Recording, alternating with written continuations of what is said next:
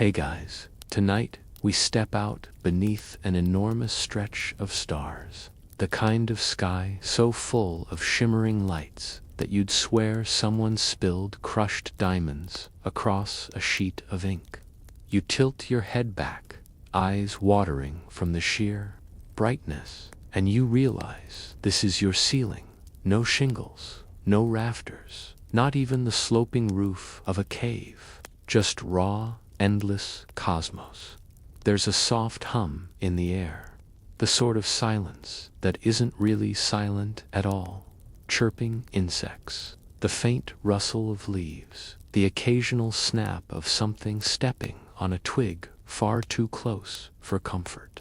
And yes, in case you're wondering, you probably wouldn't survive this first night. But don't worry, we're not here to test your survival skills. We're here to drift into history, the history of where you once lay your head before caves ever became your nightly retreat.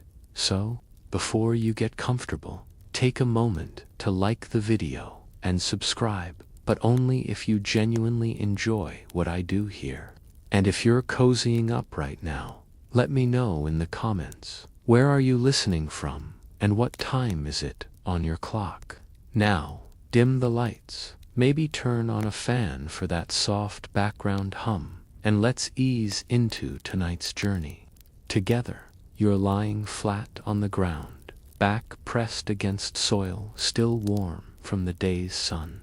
Your pillow, nothing more than your own arm, or maybe a mound of grass you tugged together before exhaustion forced your body down.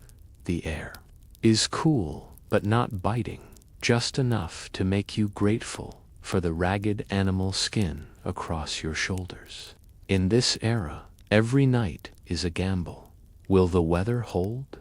Will a predator wander close enough to sniff you out? Will that rustling you heard earlier turn into something with teeth longer than your fingers? The mainstream historical fact is, this early humans did spend countless nights under open skies. Archaeological evidence suggests that before caves, before structures, before even the habit of building lean-tos or shelters, your ancestors simply slept where they dropped. It wasn't elegant, it wasn't comfortable, but it worked most of the time. The earth itself served as both mattress and reminder that you were just another creature in a world filled with sharper claws and faster legs. Now, here's the quirky tidbit. Some researchers believe our ancestors actually preferred open skies because the stars served as navigation beacons, even in dreams. Imagine that falling asleep to the Milky Way not just as background beauty, but as a cosmic map, subtly training your brain. Some indigenous cultures even today connect dream journeys with star patterns, suggesting this habit of celestial bedtime storytelling is ancient.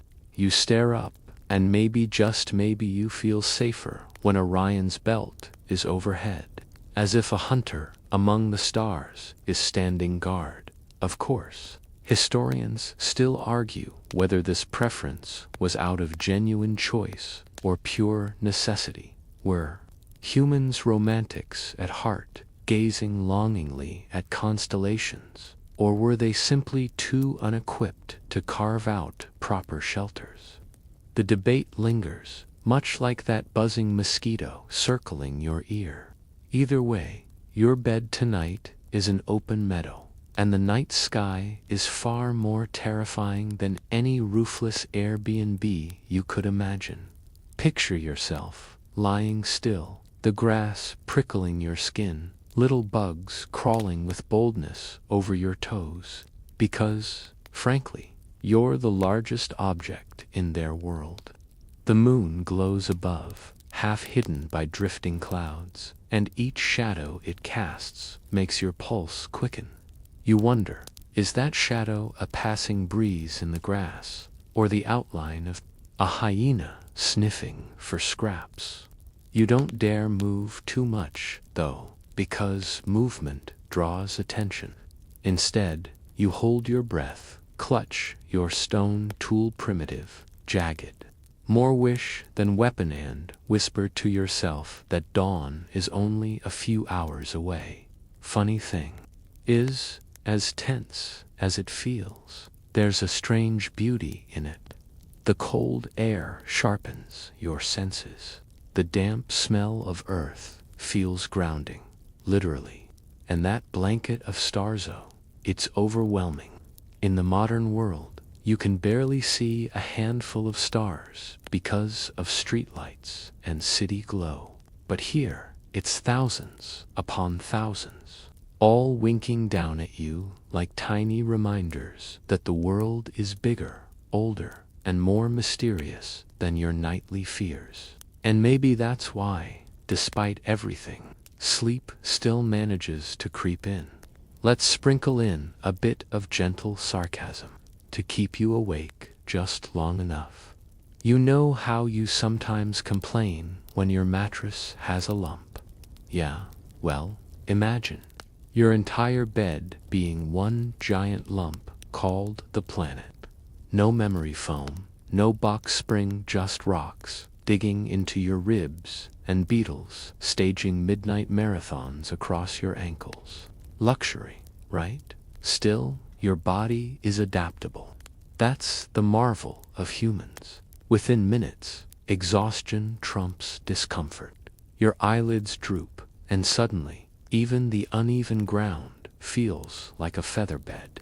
You curl slightly on your side, knees pulled up, hands tucked near your chest like a child, because instinct tells you smaller shapes attract less attention.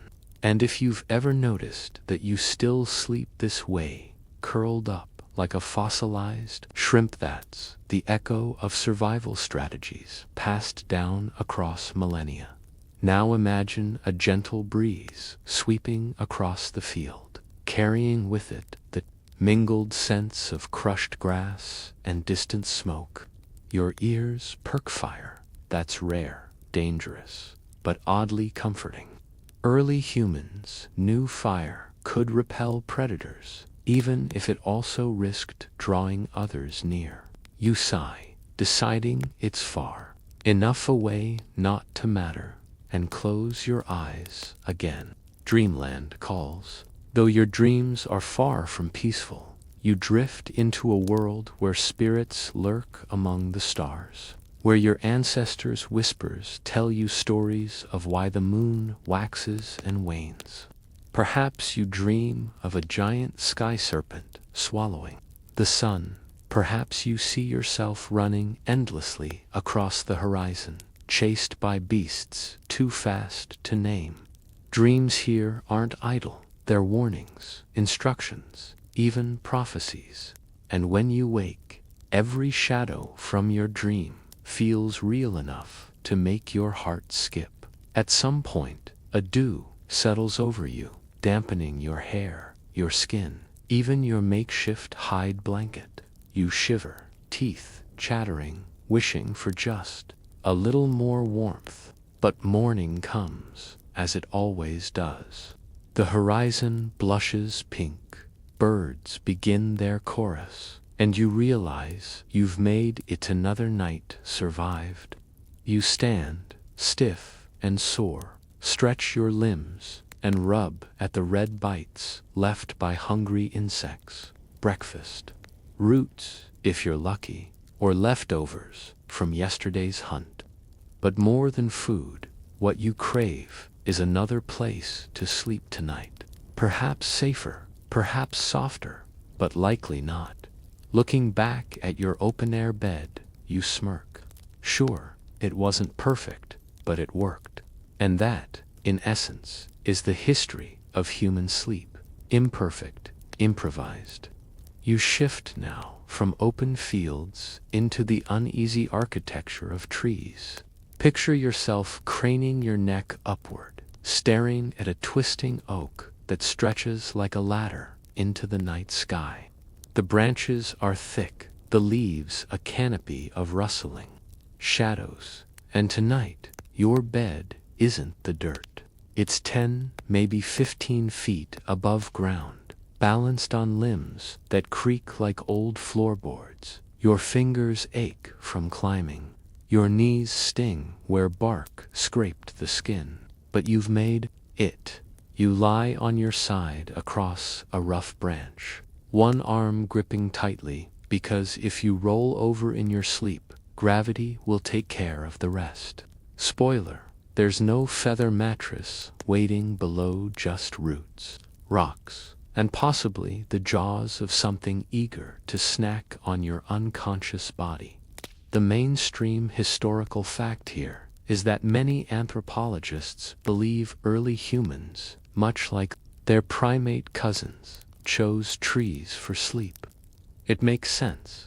Elevation means safety. Leopards, hyenas, even wild dogs, most of them preferred the ground. So you scampered up trees the way squirrels do now, hoping your body weight would blend with the foliage.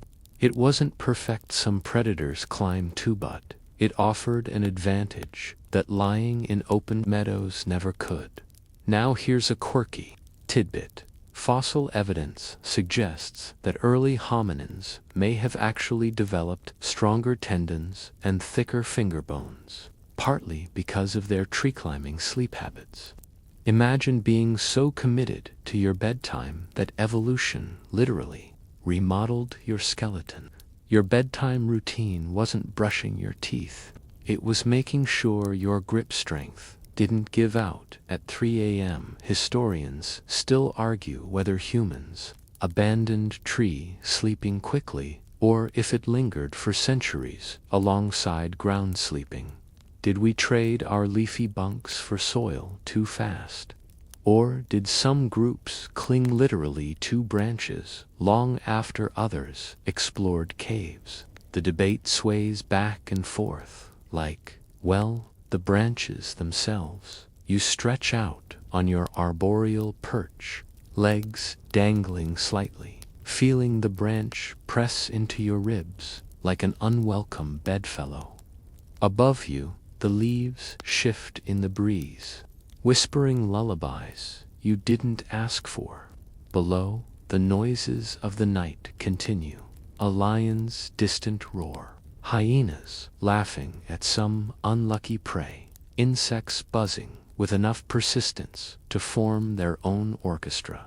You grip tighter, reminding yourself that you climbed up here for safety, but now, oddly, you feel exposed. A fall would hurt just as much as a predator's bite. Still, your instincts reassure you. Height equals survival.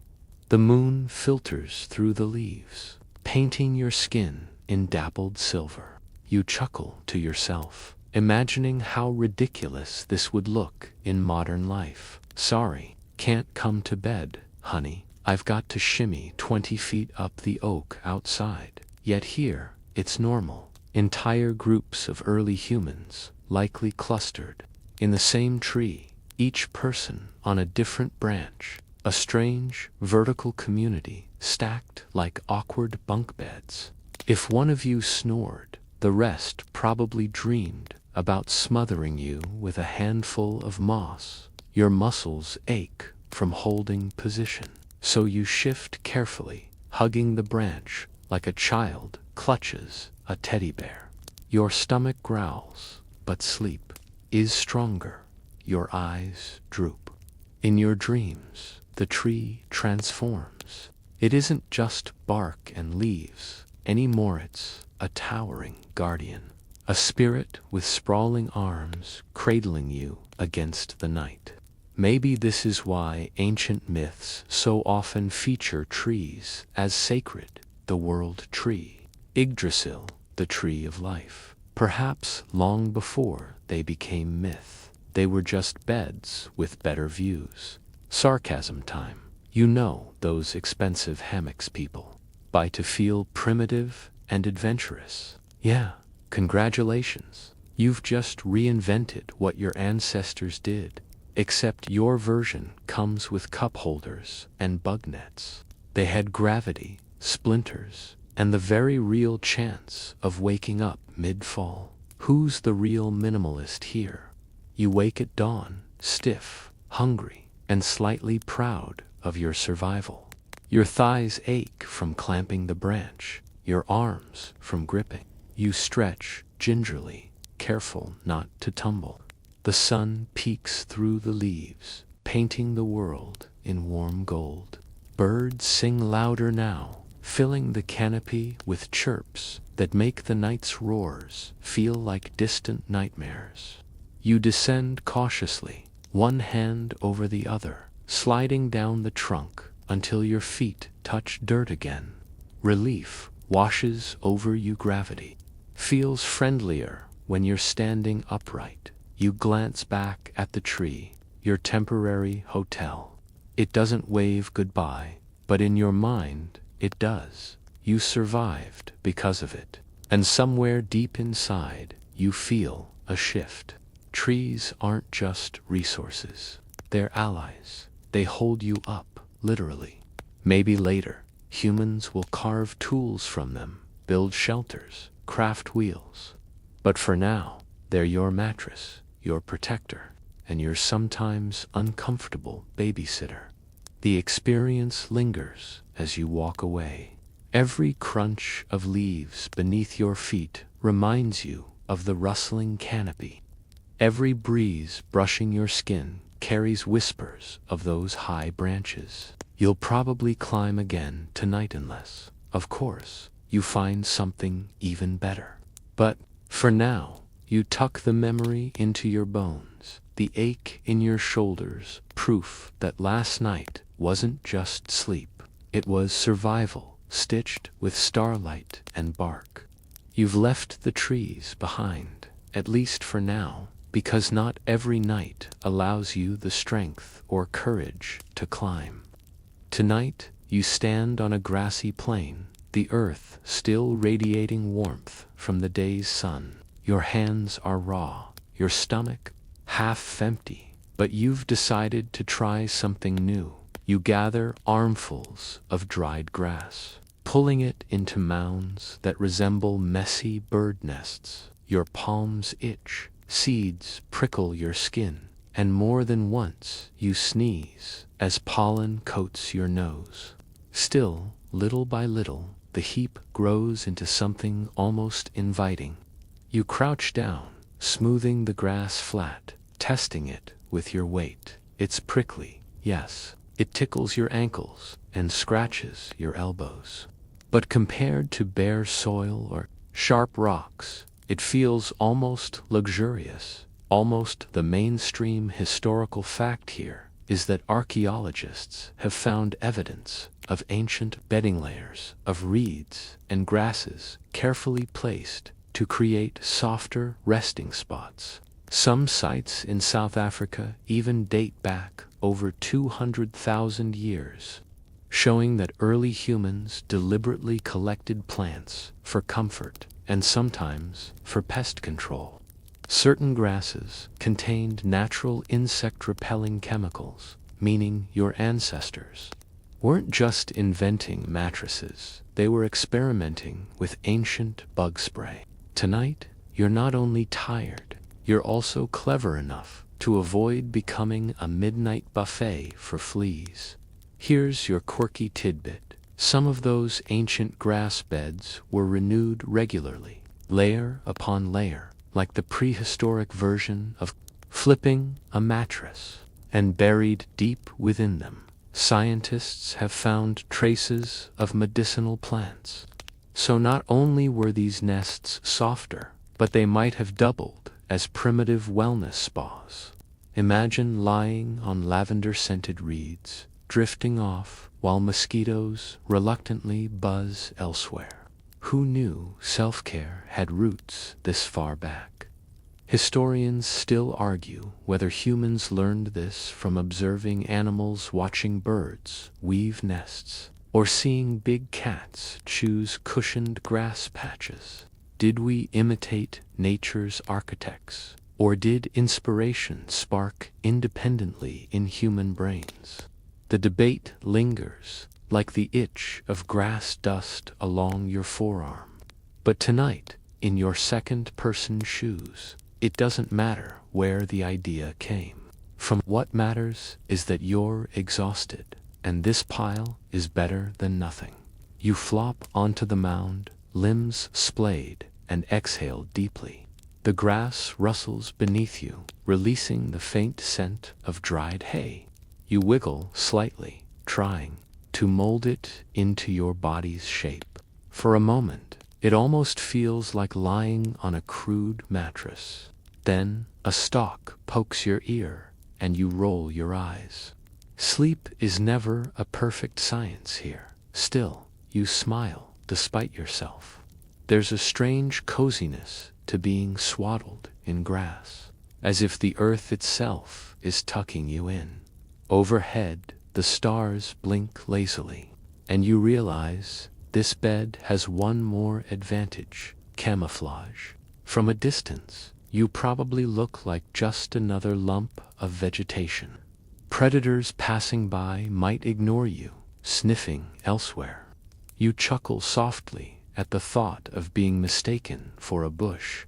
Survival sometimes depends on humor, doesn't it? As your body relaxes, your mind drifts. You recall climbing trees, clinging desperately to bark, feeling your arms ache. Compared to that ordeal, this is bliss. No dangling over empty space, no risk of tumbling into a predator's open mouth. Of course, there's still risk, always risk, but tonight feels calmer. The gentle scratch of hay against your cheek isn't exactly silk, but it's steady. You close your eyes, and soon dreams seep in your dream. You're weaving the grass with purpose, twisting stalks into patterns like a weaver at a loom. Around you, others are doing the same, creating not just beds but mats, baskets, maybe even roofs. Suddenly, the grass no longer feels like weeds. It feels like invention. You dream of future villages where reeds become thatch, where straw becomes bedding, stuffed into wooden frames. The line between sleep and civilization blurs. Maybe the first step toward a house wasn't walls, it was a bed.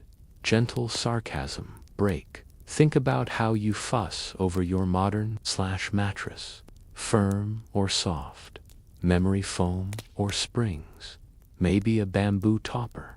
Meanwhile, your ancestors were lying on piles of grass that doubled as bug traps. They didn't argue over thread counts. They argued over which direction to lay so that ants wouldn't march across their faces. Talk about priorities. The night deepens, the air grows colder, and dew settles onto the grass. You shiver, pulling the hide tighter around your shoulders. The nest helps, though it lifts you slightly off the cold ground, insulation against damp soil. Without realizing it, you've made a small leap forward in technology, not fire, not tools, but bedding. The kind of innovation you won't brag about, but one your aching back will thank you for in the morning. A rustle in the dark makes you sit up, heart hammering. You clutch a stick, peering into the shadows. The sound fades. Maybe a hare darted past. Maybe something bigger. Either way, you sink back down, muttering under your breath. This is another lesson of grass nests. Comfort may dull your edge, but survival always calls you back. Still, the pile holds. You sleep through the night in fits and starts, sometimes startled awake, sometimes slipping into dreams of grassy fields and endless weaving. When dawn arrives, sunlight spills over the plain, turning your nest golden. You sit up, stretch, and shake seeds from your hair. Not exactly the morning routine of royalty, but you survived again. You survived because of a pile of grass.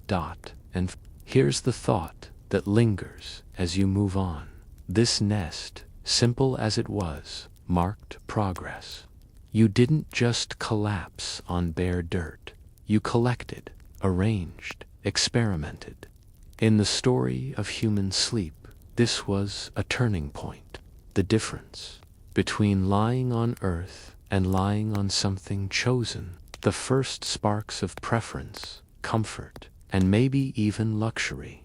As you walk away, you glance back at the pile. It looks messy, unimpressive, but you know better. That messy mound was innovation. Tonight, you'll search for another spot, another experiment.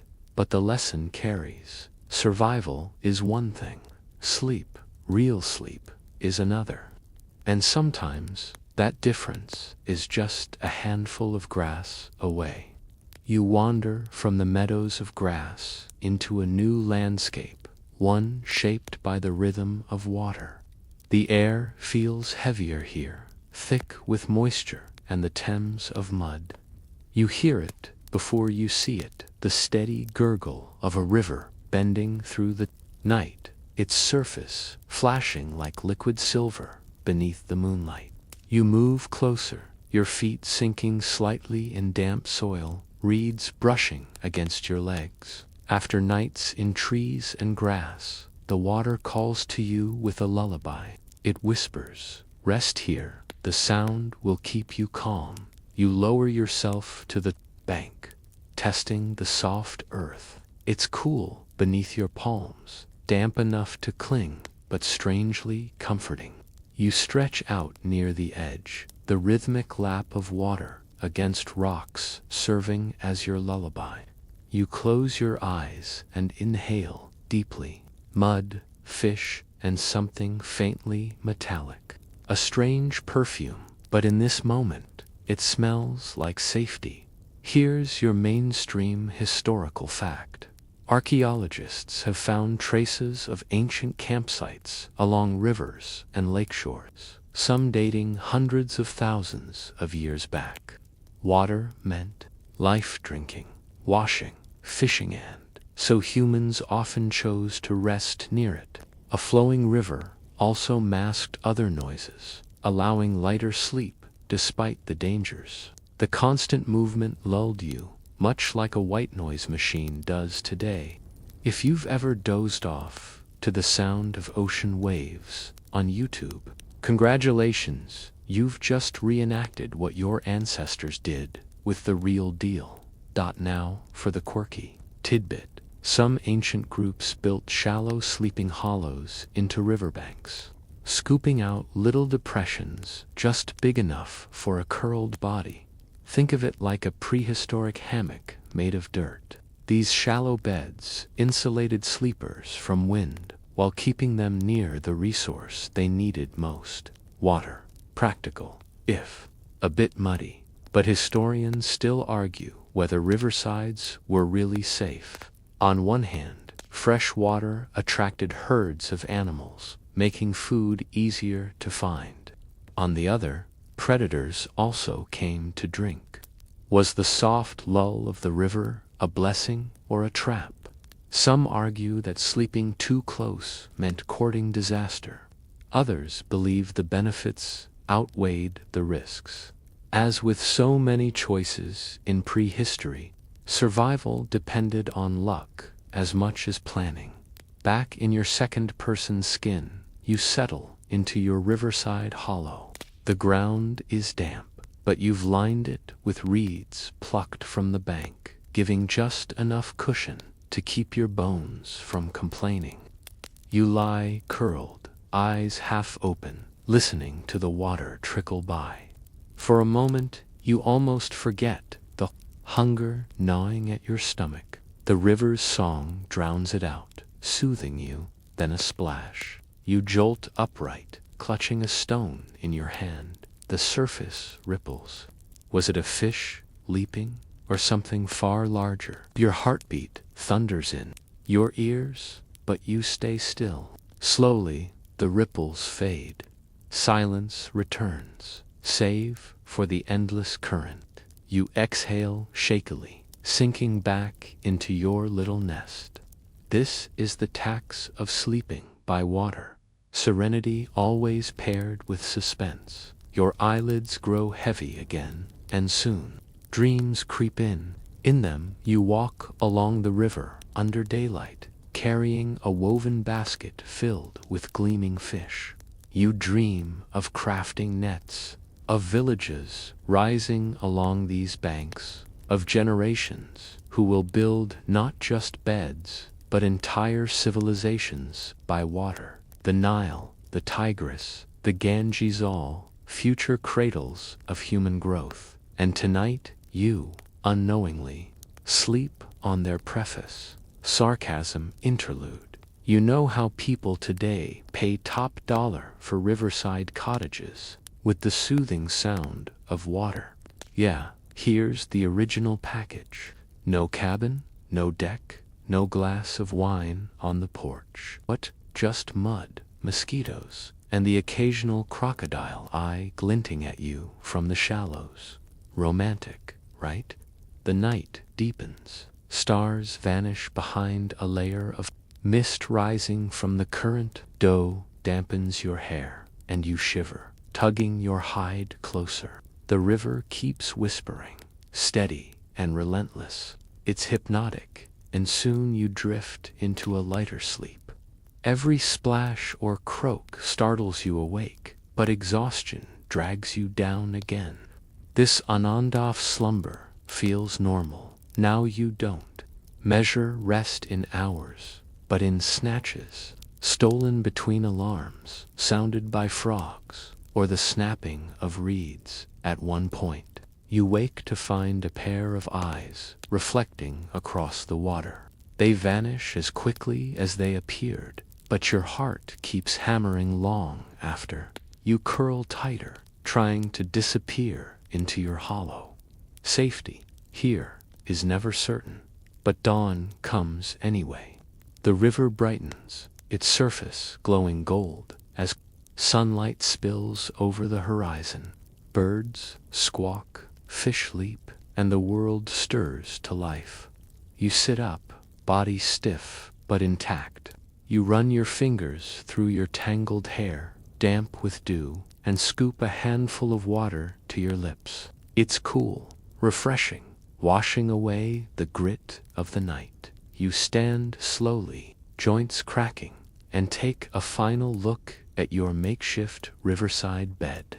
It doesn't look like much, just a mess of reeds and disturbed mud, but it held you through the night. It gave you the music of water, the illusion of peace, and maybe even the memory of future civilizations. As you walk away, you feel a new truth take root inside you. Humans don't just chase comfort, they chase proximity to what sustains them. Tonight, it was water. Tomorrow, maybe fire. Eventually, it will be walls and roofs. But the river remains the same, eternal, indifferent, and oddly soothing. You glance back one last time. The river sparkles, a silver ribbon weaving through the land. It doesn't wave goodbye, but you carry its song in your ears as you move on, searching for the next place to lay your head. The river fades behind you, its whisper still echoing faintly in your mind. But tonight, you've chosen something different. The land here stretches in long, dry swaths. The air is warmer, the ground a soft mixture of sand and dirt, and the trees thin until they become only scattered silhouettes against the horizon. You feel the heaviness in your legs. After all, days of travel and half-slept nights weigh on you. But your eyes narrow when you see it. A shallow dip in the earth, a natural hollow carved by wind, rain, or maybe just the slow shuffle of centuries. You crouch down, dragging your hands through the sand. It's cool now, though you know it was blazing under the sun earlier. You dig with your fingers, scooping and pushing until you've carved a shape that mirrors your curled body. When you step back, you can see it, your own personal cocoon. Nothing fancy, just a dent in the ground. But already, it feels like an invention. Tonight, this pit is your shelter. Here's the mainstream historical fact. Humans often made shallow, sleeping pits, hollows carved deliberately to cradle the body. Archaeologists have found traces of these scooped-out spots, some showing signs of fire, ash nearby, suggesting they were more than just places to lie down. They were functional, sometimes warming pockets, sometimes windbreaks, sleeping directly. On the earth wasn't just about endurance, it was about shaping the land to your needs. Even the simplest pit marks a step toward designing the environment for rest. The quirky tidbit. Some desert-dwelling peoples, much later in history, used these pits to regulate temperature. Digging down a foot or two revealed cooler sand in the day and warmer sand at night, insulating the body like a natural thermostat. In a way, your sandy hollow is both a mattress and a climate control system, an ancient form of energy efficiency without the bill. But historians still argue whether these pits were widespread or situational. Were they only a desert trick, or did early humans carve them in grasslands, forests, and even near rivers? Did the habit fade when hides and bedding improved, or did it linger in some groups for millennia? As usual, the story remains half-buried, like the pits themselves. You step into your hollow and curl your body inside. The sand molds around you, hugging your frame with surprising precision. It's almost like memory foam, except it remembers every pebble and root that you failed to dig out. You wiggle, trying to smooth it, then pull your hide across your shoulders. Above you, the sky yawns, wide and starlit. For a moment, you smile. You've built something, however simple, that feels like yours. The air is dry here, and each breath tastes of dust. You lick your lips, already cracked from the day's sun. The silence is deeper than riverside nights, broken only by the whisper of wind across dunes. Your pit shelters you slightly, blocking the draft, and you realize that this is more than comfort. It's survival through design. You've shaped Earth into a cradle. As your body begins to sink into drowsiness, your mind wanders. You imagine generations later, people digging deeper, turning pits into storage cellars, into graves, into foundations for huts. Maybe this simple act of scooping sand is the ancestor of architecture itself. Tonight, though, it's just you, trying not to shiver in the cool night air, and then come the dreams. You drift into visions of the earth itself rising to meet you, as if the land is tired of watching you suffer and has decided to hold you. You dream of burrowing animals, foxes, boars, even rabbits curling in the safety of their dens. You see yourself as one of them, no longer separate, but part of the same instinct, to dig, to hide, to rest. When you wake, your fingernails are clogged with dirt, as though you kept scooping even in sleep. Here's your sarcasm for the night. Next time you complain about a hotel pillow being too firm, remember that your ancestors slept with their faces an inch from sand beetles, and the turn-down service, well, that was just the wind blowing grit into your eyes. 5 stars, absolutely. The hours crawl by. Sometimes the sand feels warm, sometimes cold. Once or twice you wake to a sudden noise, a jackal's distant bark, or maybe the hiss of shifting dunes, but you sink back down, letting the earth steady you. There's a strange peace in knowing you're hidden. A predator might pass by and never notice you tucked into the ground. You're a shadow among shadows, a lump in the sand. Still, it isn't perfect. Sand creeps into your mouth, sticks too. Your sweaty neck irritates your eyes. You roll over and groan softly, scratching at your scalp. Yet, despite these annoyances, you can feel the difference. You've taken an active role in shaping your rest. The pit isn't just where you sleep, what you've created for yourself. A subtle but monumental shift in the story of human nights. By dawn, the horizon is aflame with reds and oranges, the desert glowing like an ember. You stir, sitting up slowly, brushing grit from your hair and clothes. Your pit looks unimpressive now, just a shallow scar in the earth. But to you, it was a bed, a womb, a tiny invention that carried you through the dark. You stretch, groaning as your muscles protest, then take a long drink from a small gourd you've carried. The water tastes faintly of earth, but it's enough to rinse the grit from your throat. You stand, gazing across the vast plain. The pit has done its job. You'll leave it behind, but the memory will stay. And maybe that's the quiet genius of your species. You don't just endure, you adapt. One night a tree branch, the next a grass nest, tonight a sandy hollow. Each time you learn, each time you refine. Comfort isn't the goal, survival is, but comfort sneaks in anyway. Little by little, layer by layer, pit by pit, you walk away, leaving your sandy bed behind. The wind already begins to erase it, smoothing the surface as if you never slept. There, the desert forgets quickly, but you don't. The feel of the earth hugging you, the stillness of the pit, the strange sensation of being buried but not gone that stays with you.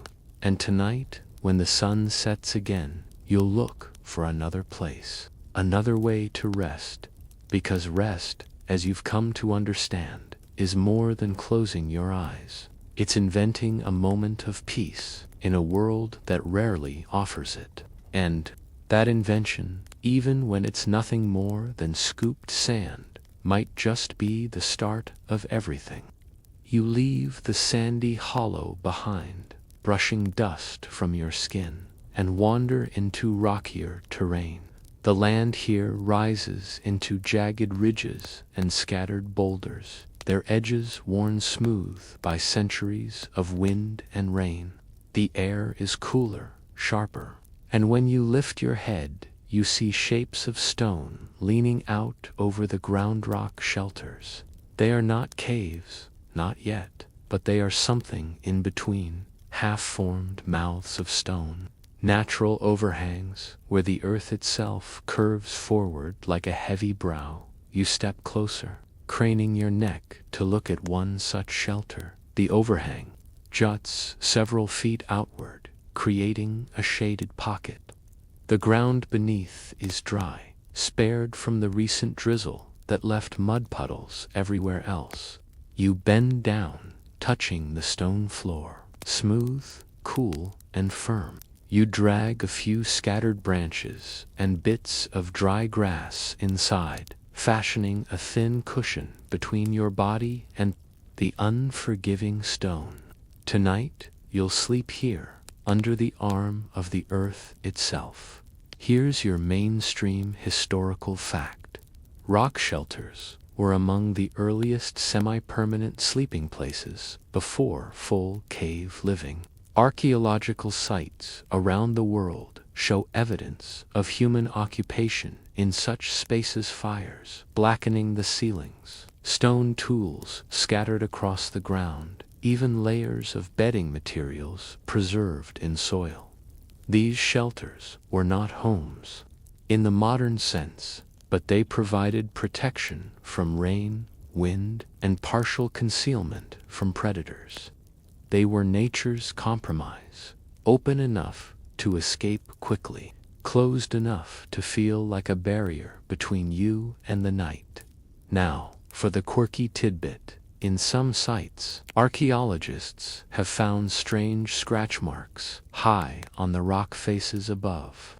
These shelters, some believe they were left by animals, but others argue they may have been early human attempts at decoration, or even the first doodles drawn while someone lay awake on a sleepless night. Imagine your ancestor tossing restlessly under a rock shelf and deciding, fine, if I can't sleep, I'll draw something. Bedtime boredom has deep roots. Historians still argue whether rock shelters were used more for short stops on migrations, or as regular seasonal resting places. Were they the equivalent of roadside inns, used for a night or two before moving on? Or did groups linger for months at a time, creating temporary communities? The debate rattles on like pebbles rolling down a slope. But for you, tonight, it doesn't matter. This overhang is yours. You crawl beneath the shelter, arranging your hide across the ground. The rock ceiling looms overhead, low enough that you can reach up and brush it with your fingers. It feels solid, eternal, yet strangely intimate. For once, you don't feel completely exposed. Rain cannot soak you here, and the wind is muted. You press your back against the stone wall, letting the chill seep into your skin like a cooling balm. Outside, the night sounds continue, the chirp of crickets, the occasional hoot of an owl, but they feel further away, distant, contained. You exhale and close your eyes. The darkness here is thicker, deeper, because the overhang blocks part of the starlight. Your dreams feel heavier, too, cloaked in shadow. You imagine spirits living in the stone, ancient guardians, watching silently from the cracks. Maybe you even whisper a wordless thanks, hoping they'll allow you safe passage through the night. After all, gratitude costs nothing. Then dash thunder.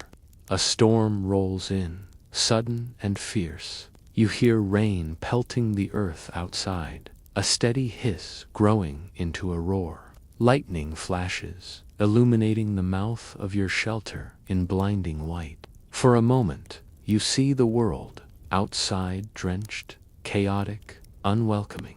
But here you are, dry. Water splashes and trickles down the outer rock, but the overhang shields you.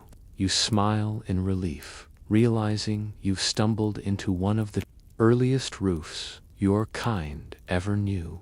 Sarcasm break. You complain when the Wi-Fi goes out during a storm. Imagine living in a world where your only complaint was, "Phew, good thing this rock kept me from drowning in the downpour." Nearby, and you wonder how many nights, how many people have slept under this same ledge. You're not just lying on stone, you're lying on history, layering your story on top of countless others.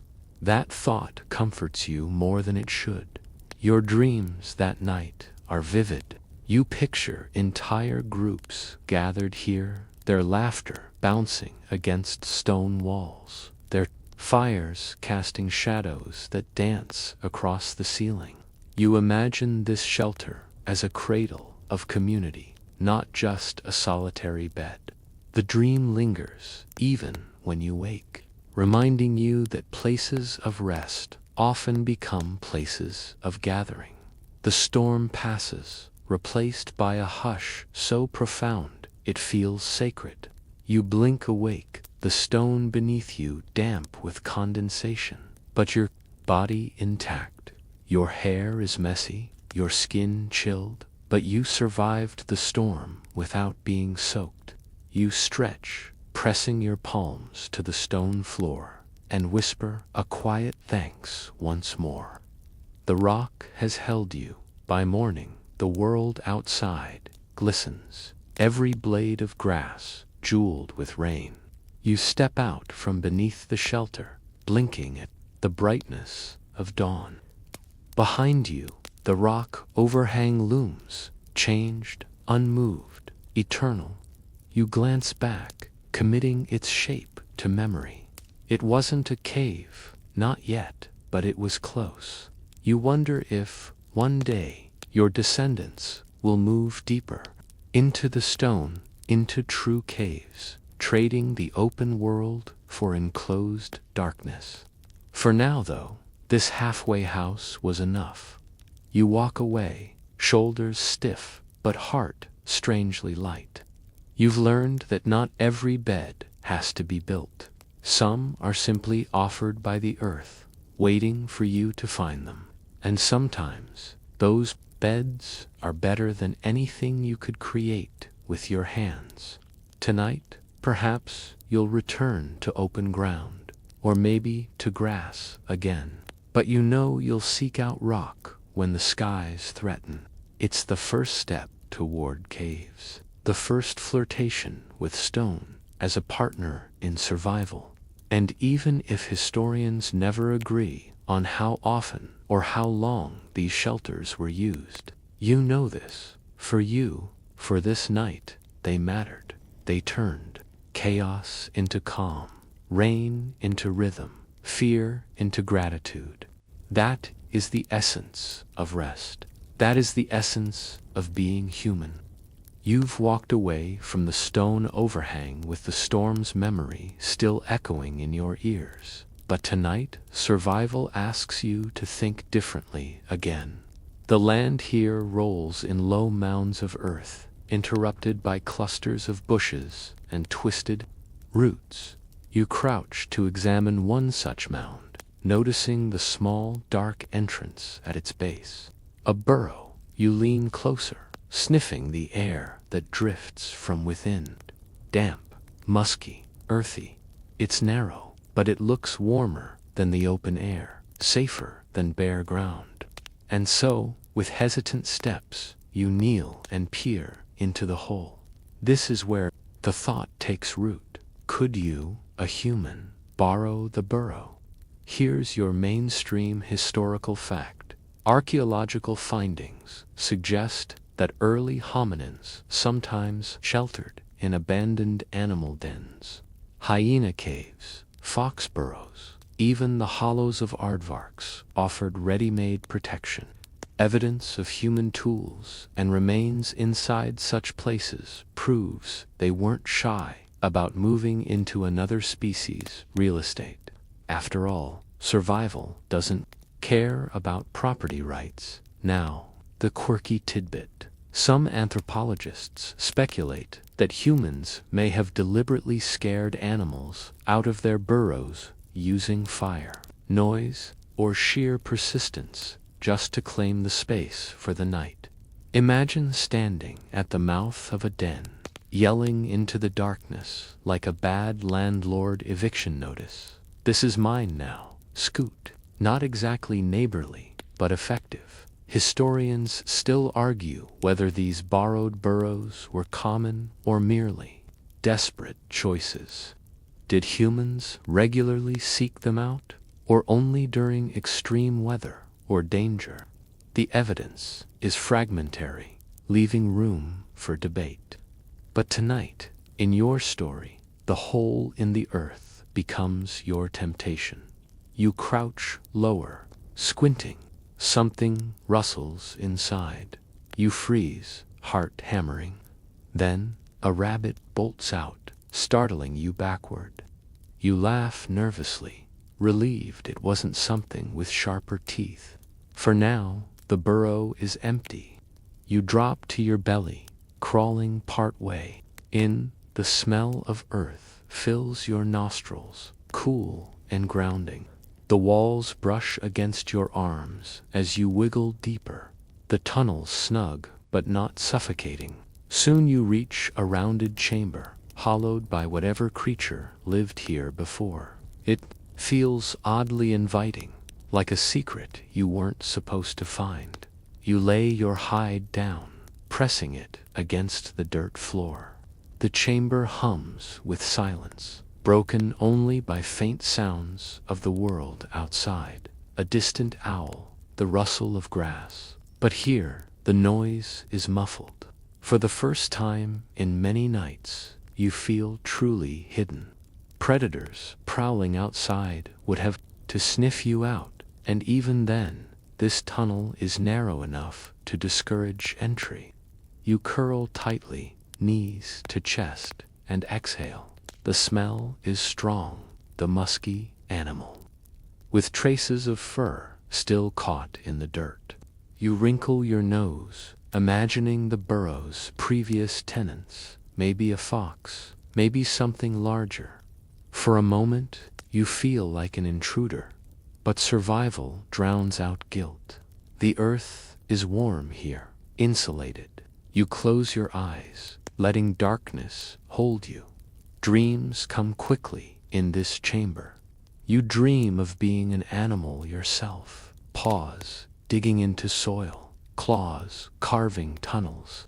You dream of endless burrows beneath the ground, whole labyrinths connecting families, communities, even civilizations beneath your feet. In the dream, the world above doesn't matter.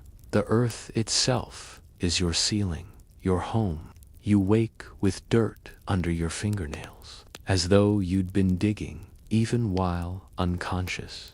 Sarcasm time. You complain when a hotel room smells faintly of cleaning chemicals. Try drifting off to the scent of fox, musk, and damp soil. 5-star wilderness living indeed. Still, the comfort outweighs the quirks. The chamber's shape cradles you, its roundness fitting your body better than flat ground ever did. It's as though the earth itself designed this room with sleep in mind. You shift, stretching your legs slightly. In the middle of the night, a scraping sound wakes you. Your eyes fly open, heart racing. Something claws at the entrance. You sit up, clutching a rock, every muscle tense. The sound grows louder, closer. Eventually, exhaustion overpowers fear, and you slump back down, though sleep comes slower.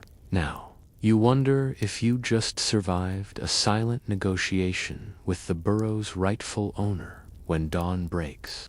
Faint light filters in through the narrow entrance. You crawl out, brushing dirt from your skin and hair. Outside, the world feels brighter, louder, harsher, compared to the muffled quiet of the den. You stretch, your joints cracking, and glance back at the burrow. It looks unremarkable from the outside, just a hole in the earth. But you know better. Inside, it was safety. Inside, it was peace. You stand there for a long moment, thinking, humans will one day dig their own shelters, carve their own homes from soil and stone. Tonight, though, you were still the tenant of an animal's effort, and you survived because of it. The thought follows you as you walk away. Maybe survival isn't always about invention. Birds build nests, animals dig dens, and humans learn by watching, borrowing, adapting. Comfort doesn't spring from thin air, it's stolen, copied, refined. You smile at the thought. Behind you, the burrow waits, ready for another guest. Perhaps tonight you'll find a different place, or perhaps you'll return if storms threaten again. But either way, the memory of being tucked into the earth lingers. It wasn't glamorous, but it was survival. You step away from the burrow, brushing dirt from your arms, still smelling faint traces of musk on your skin. The air tonight feels different, crisper, almost celebratory, though the earth itself knows you're heading toward something more communal. Ahead, the sky glows faintly orange, flickering in pulses that rise and fall like a heartbeat. You squint, and then you smell it. Smoke, the warmth of fire. And not just one flame, but many. You draw closer, cautious at first, until you see the figures. There they are, clustered around a fire that dances high into the night air, sparks spiraling upward to mingle with the stars. For days, you've survived in isolation and branches, in pits, under rock shelves. But tonight, you are not alone. Others crouch close to the flames, faces glowing amber, shadows stretching long behind them. The crackling sound is hypnotic. You've stumbled into the warmth of nomads, people like you. People who understand that sleep feels safer when shared. Here's your mainstream historical fact. Fire changed everything about human rest. Anthropologists believe that early humans began using fire consistently around 400,000 years ago, though some evidence suggests it might have been even earlier. With fire, nights grew longer not because you stayed awake to binge-watch prehistoric Netflix, but because flames offered both light and safety. Fire pushed predators back, warmed shivering bodies, and created circles of community. Sleep near fire wasn't just physical protection, it was emotional security, the quirky tidbit. Some studies argue that humans evolved to prefer first sleep and second sleep, segmented by a wakeful period in the middle of the night. Firelight may have encouraged this rhythm. One group dozed while another tended the flames, then roles reversed. Imagine your ancient self jolting awake at 2 a.m., not to check your phone, but to poke logs and keep the lions away. Historians still argue whether fire was first tamed deliberately or by accident. Did humans figure out how to spark flames themselves? Or did they just borrow embers from natural wildfires until they finally learned to control it? The debate burns as hot as the embers themselves. But tonight, the answer doesn't matter. Tonight, the fire is here, and you are grateful. You approach cautiously, but the group nods you closer. A space opens at the circle, and you slide in, feeling the heat wash against your skin. For the first time in nights, your shivering ceases. The fire's crackle is like a lullaby, its shifting flames painting golden highlights on every face. Someone tosses a branch into the center, and sparks leap upward. You find yourself mesmerized, eyes tracking each ember until it vanishes into the dark. The ground here is bare dirt, swept clean by countless feet. It's hard, but firelight makes it feel softer, safer. You spread your hide near the edge of the circle, lying close enough to feel warmth, but far enough not to singe your hair. Around you, the others settle twosome, curled on their sides, some stretched on their backs, one child tucked against her mother's chest. The fire unites you, even in sleep. The air smells of smoke and charred wood, sharp but comforting. You inhale deeply, letting it seep into your lungs. You realize the scent will cling to your skin for days, but you don't mind. It smells like belonging. Dreams that night come differently. They're brighter, filled with colors of orange and red, as though the flames followed you into your mind. You dream of fire spirits, tall figures dancing in the blaze, whispering secrets of survival. You see visions of future hearths, fireplaces in huts, torches in castles, even glowing lamps in cities that do not yet exist. Fire, it seems, is more than heat. It's a promise. Sarcasm time. and you thought your nightlight was important. Imagine needing one because if the bulb burned out, you might be eaten. That's not just comfort lighting, that's life insurance. The night grows late and the fire shrinks. One figure stirs, adding another log. The rhythm continues all night, the group cycling between rest and watchfulness.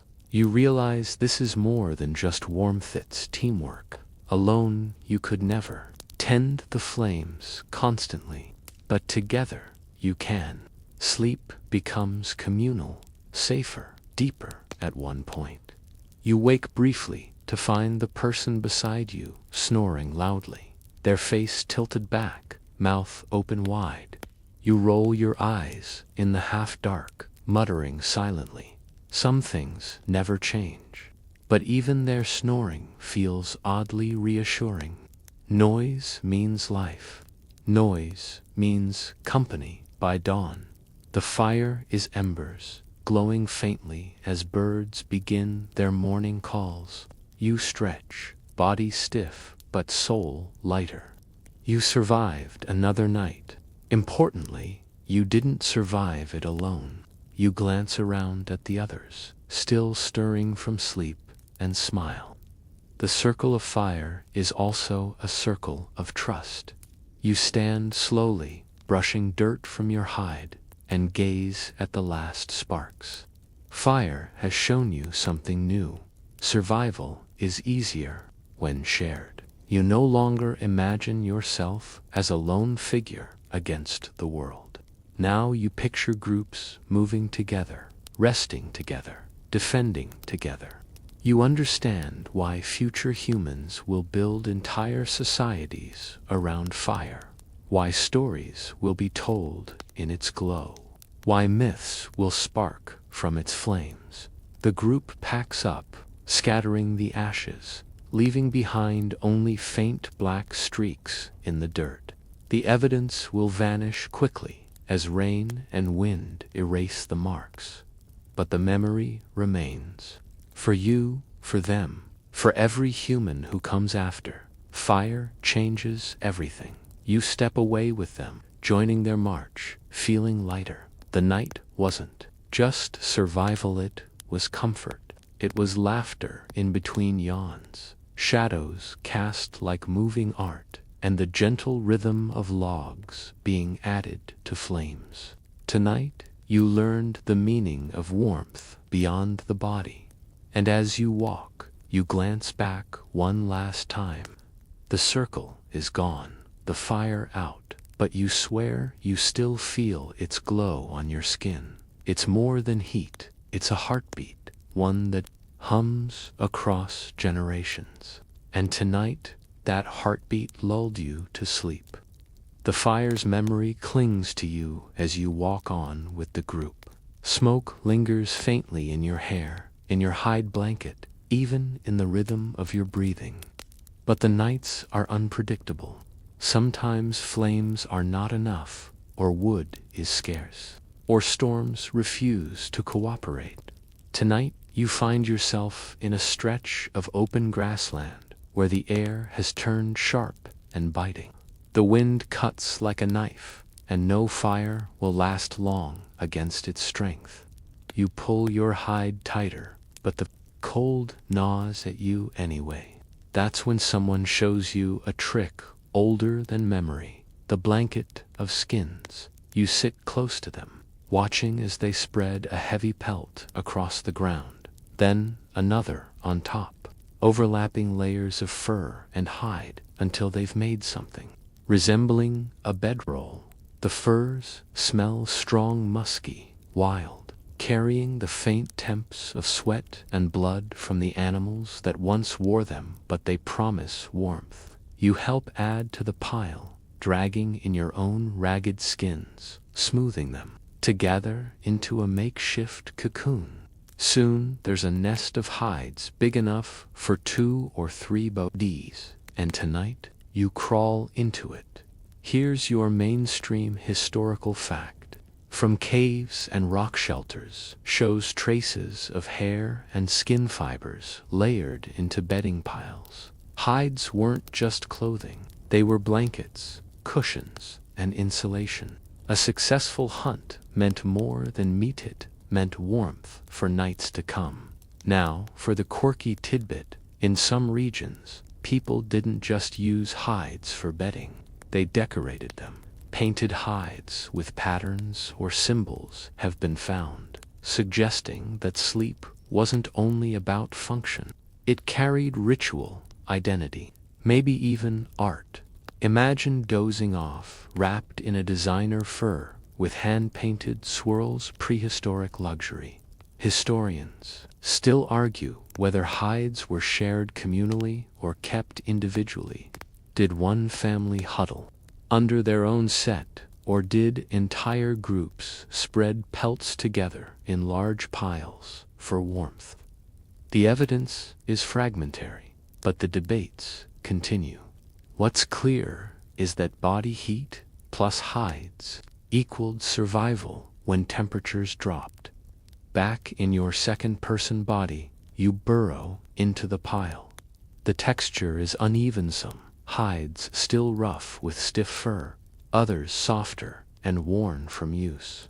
The smell is strong, earthy, and animalistic, but it comforts you.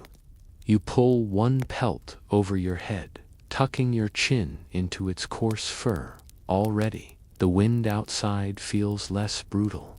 You exhale, the warmth of your breath trapped close to your skin, and for once, you feel cocooned. Your eyelids grow heavy. Around you, others shift and murmur as they find their places. One person coughs softly, another whispers to a child. Then stillness. The only sound is the whistle of wind outside and the occasional crack of branches in the distance. Within the hides, you are insulated, part of a breathing mound of humanity. Dreams come slower in this heat. When they do arrive, they are thick and heavy, like the furs themselves. You dream of animals still alive, running across plains, their coats gleaming in sunlight. You see yourself chasing them, spear in hand, then lying down in the warmth of their skins. In the dream, you're not just hunter and sleeper, you're part of a cycle. Animal to warmth, warmth to life, life to more hunting. It's circular, endless. Sarcasm interlude. Think about how you wrinkle your nose when your blanket smells a little musty after a week. Your ancestors, their entire bedding smelled like wet dog mixed with smoke, and they still managed to sleep. If scented laundry detergent existed back then, it would have been considered sorcery. The night wears on. Sometimes the wind howls so loudly you think the hides will lift away. But each time you tighten your grip, the warmth holds. At one point, you wake to find your neighbor snuggled closer, their back pressed against yours. You grumble under your breath, but secretly welcome the extra heat. Body against body, fur against skin. It's not just comfort, it's strategy. By dawn, the sky blushes pink again, and the group stirs. You sit up, hair matted, skin sticky from the night's sweat. The hides smell stronger now, warmed by your bodies, but you feel alive. You stretch, groaning as joints pop, then fold your hide neatly across your shoulders again. Around you, others shake out furs, flap them to release dust, and roll them for carrying. It's routine, almost ritual. You glance back at the flattened pile where you slept. It looks unimpressive, just a mess of skins pressed into grass. But to you, it was a palace. The hides turned a freezing night into something survivable. They were walls, roof, and blanket all at once. And you think, this is progress. No longer do you rely only on ground or branches. You carry comfort with you now, moving it wherever you travel. Hides are portable sleep, portable warmth, portable home. It's a step toward civilization. Though you don't yet have words for it, you fall into step with the group, the sun climbing higher. You smell of smoke and fur, your stomach grumbles, and your eyes are heavy, but you survived another night. More than that, you slept with something resembling security. And that, in the long story of humanity, is worth everything. As you walk, the thought clings. Hides weren't just warmth, they were memory. Each fur came from an animal that fed you, fought you, or fled from you. Each pelt was a victory, a story stitched into your bed. And tonight, you carried those stories into sleep. The memory of hides clinging to your shoulders fades as the group presses deeper into forested land. Here, trees rise higher than any you've seen before, their trunks thick, their crowns stretching far above. The air smells of damp leaves and moss, and shafts of sunlight pierce the canopy in thin golden beams. You feel the ground soften beneath your feet, layers of mulch cushioning each step. Tonight, there is no river, no burrow, no sand pit. Tonight, you look upward again. One of the elders points to a tree with wide branches and begins to climb, ropey muscles moving as easily as if the bark were a ladder. Others follow, dragging vines and branches up with them. You watch, puzzled, until you realize what they're doing, building something above the ground. Not just clinging to branches, this time actually constructing a platform. It's primitive, but it's deliberate. And suddenly you understand. Tonight, you're not sleeping in a tree. You're sleeping on one. Here's your mainstream historical fact. Anthropologists believe early humans built simple platforms or nests in trees, much like modern great apes still do. Some of these nests were woven from branches and leaves, strong enough to hold an adult's weight. This behavior may have bridged the gap between purely animal instinct and deliberate architecture. These weren't houses, but they were more than random spots to collapse. They were planned, chosen, shaped. The quirky tidbit: some studies on chimpanzee nests show they're surprisingly comfortable, supporting the body evenly and reducing muscle fatigue. It's possible that human ancestors learned better sleep posture from building such platforms. So yes, your first orthopedic mattress might have been a bundle of sticks in a tree. Sleep science, but make it prehistoric.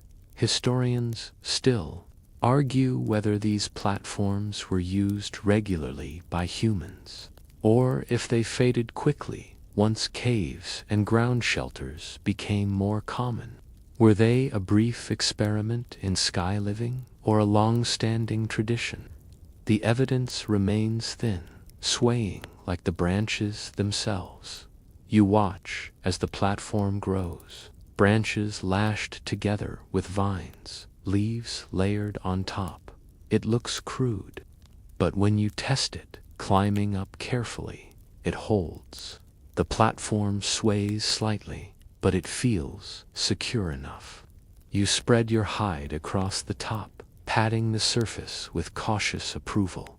Tonight, your bed floats above the ground, away from snakes, insects, and prowling jaws.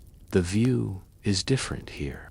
From the platform, you see beyond the forest floor, across a sea of leaves glowing in moonlight. The air feels fresher, scented with green and bark. You lie back, staring up at stars framed by branches, the faint whisper of wind rocking your bed. For once, you feel not just safe, but elevated, as though sleep itself has climbed higher. Dreams tonight feel different, too. You drift into visions of ladders and scaffolds, of villages built among treetops, of walkways connecting platforms. You see the seeds of future architecture: stilts, balconies, towers.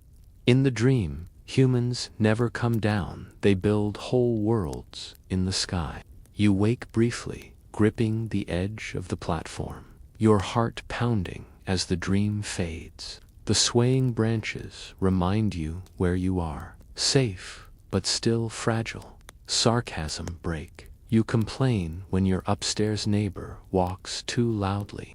Imagine, your upstairs is the wind itself, and every gust makes your entire bedroom sway. Sleep tight, don't fall right.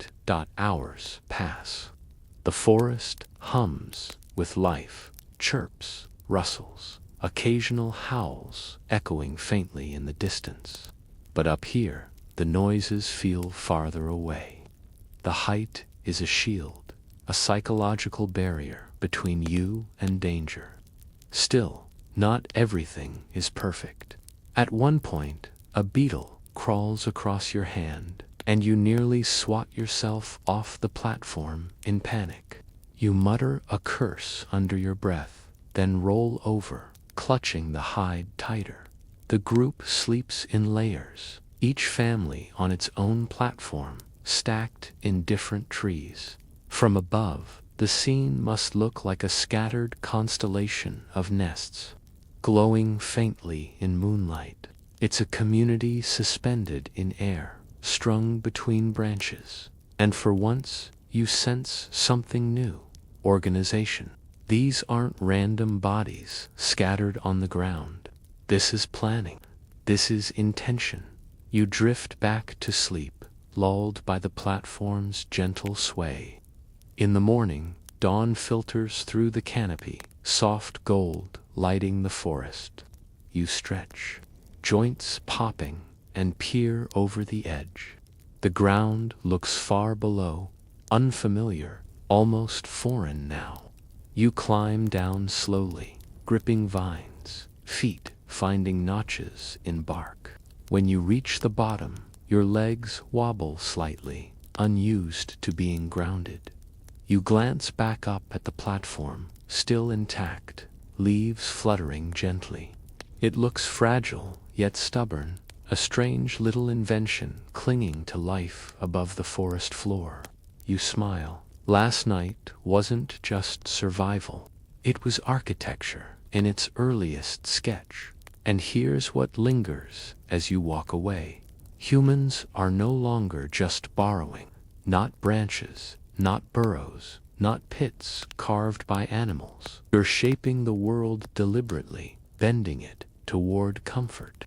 You're not just surviving, you're experimenting. Tonight it was a platform. Tomorrow it might be something else. But you've crossed a line. You've started to build beds, not just find them. The memory of the swaying platform lingers as you move onward. But tonight the sky feels heavier, charged with tension. The air smells metallic, sharp. Clouds gather, thick and dark, blotting out the stars.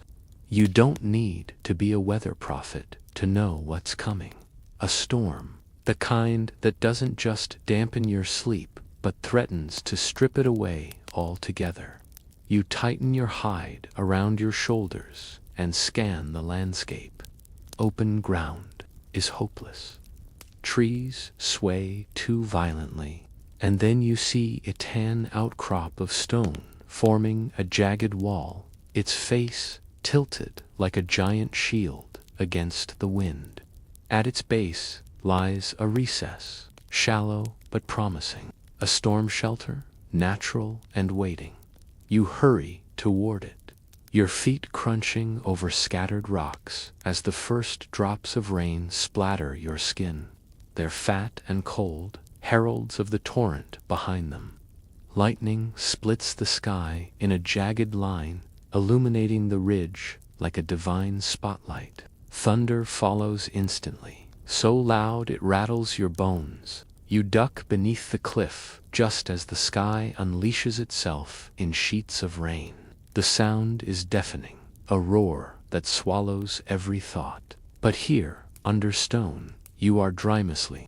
Wind still pushes spray into the recess, but compared to the chaos outside, it feels like safety. Here's your mainstream historical fact.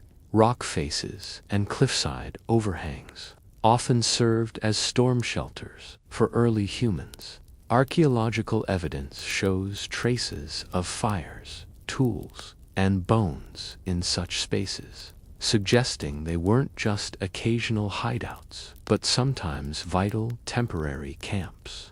These places weren't yet full caves, but they were prototypes, stepping stones into a life of stone.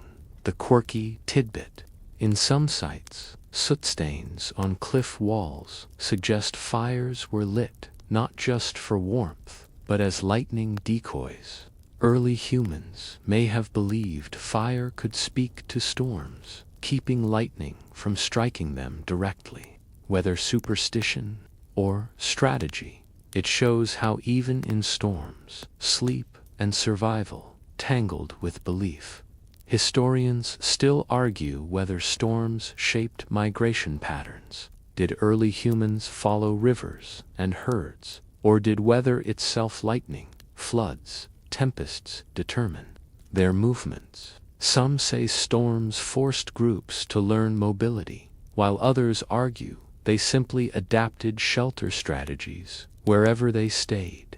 Either way, storms were teachers, demanding creativity each time thunder rolled. You press yourself against the rock wall, knees drawn up, hide clutched tight. The cliff groans faintly under the force of the wind, but it holds. You feel like a child tucked beneath a giant parent's arm.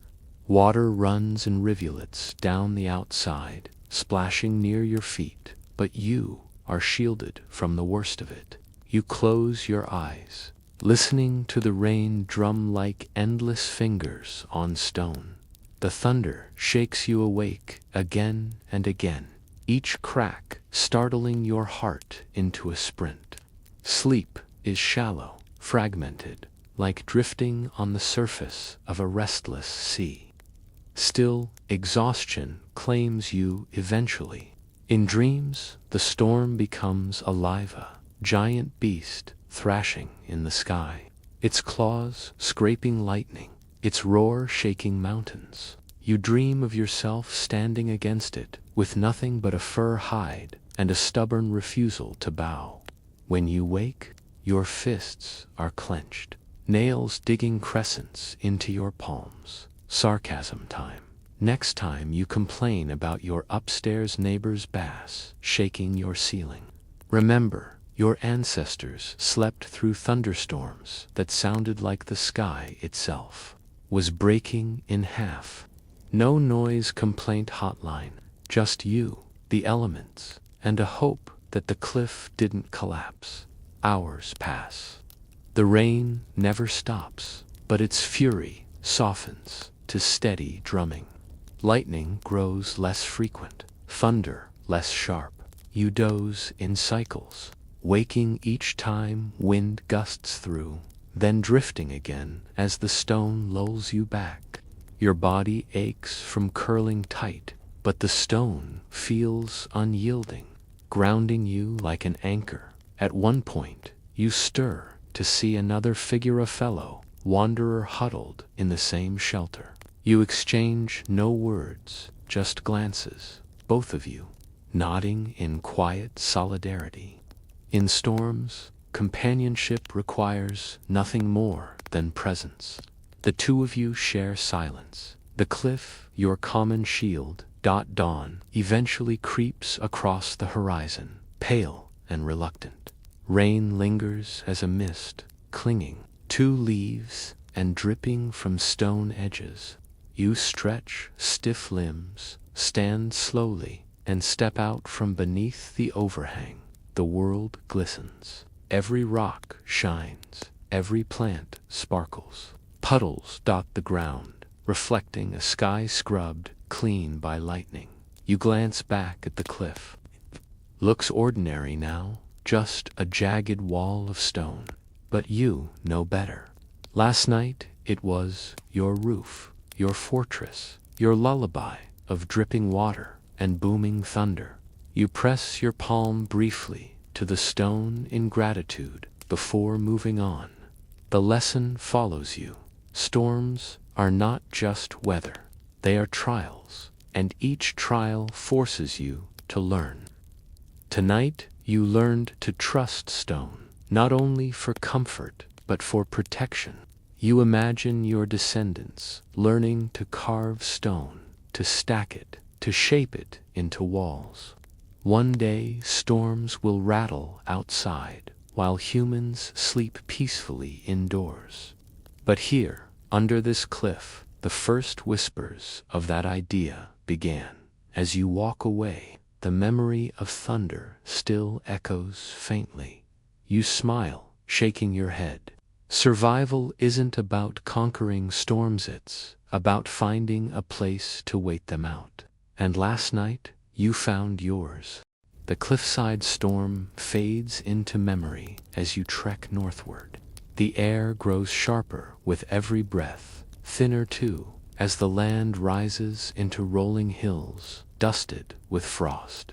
By evening, the ground crunches beneath your feet, and you realize you're stepping not on soil, but on snow. The landscape stretches white and endless, shimmering beneath a pale moon.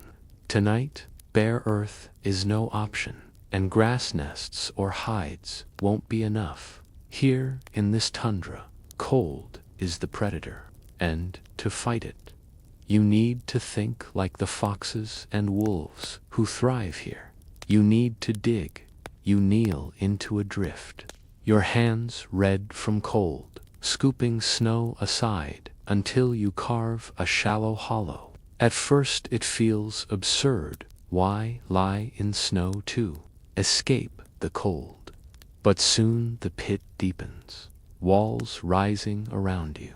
The wind cuts less, the air muffles, and the snow forms an insulating shield.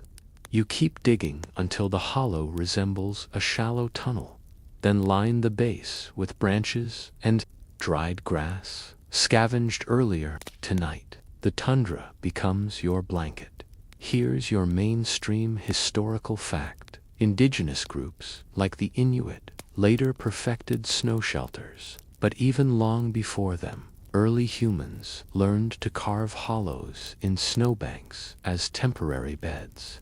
Snow is an insulator. Its trapped air pockets reduce heat loss, making even a crude snow pit warmer than open ground.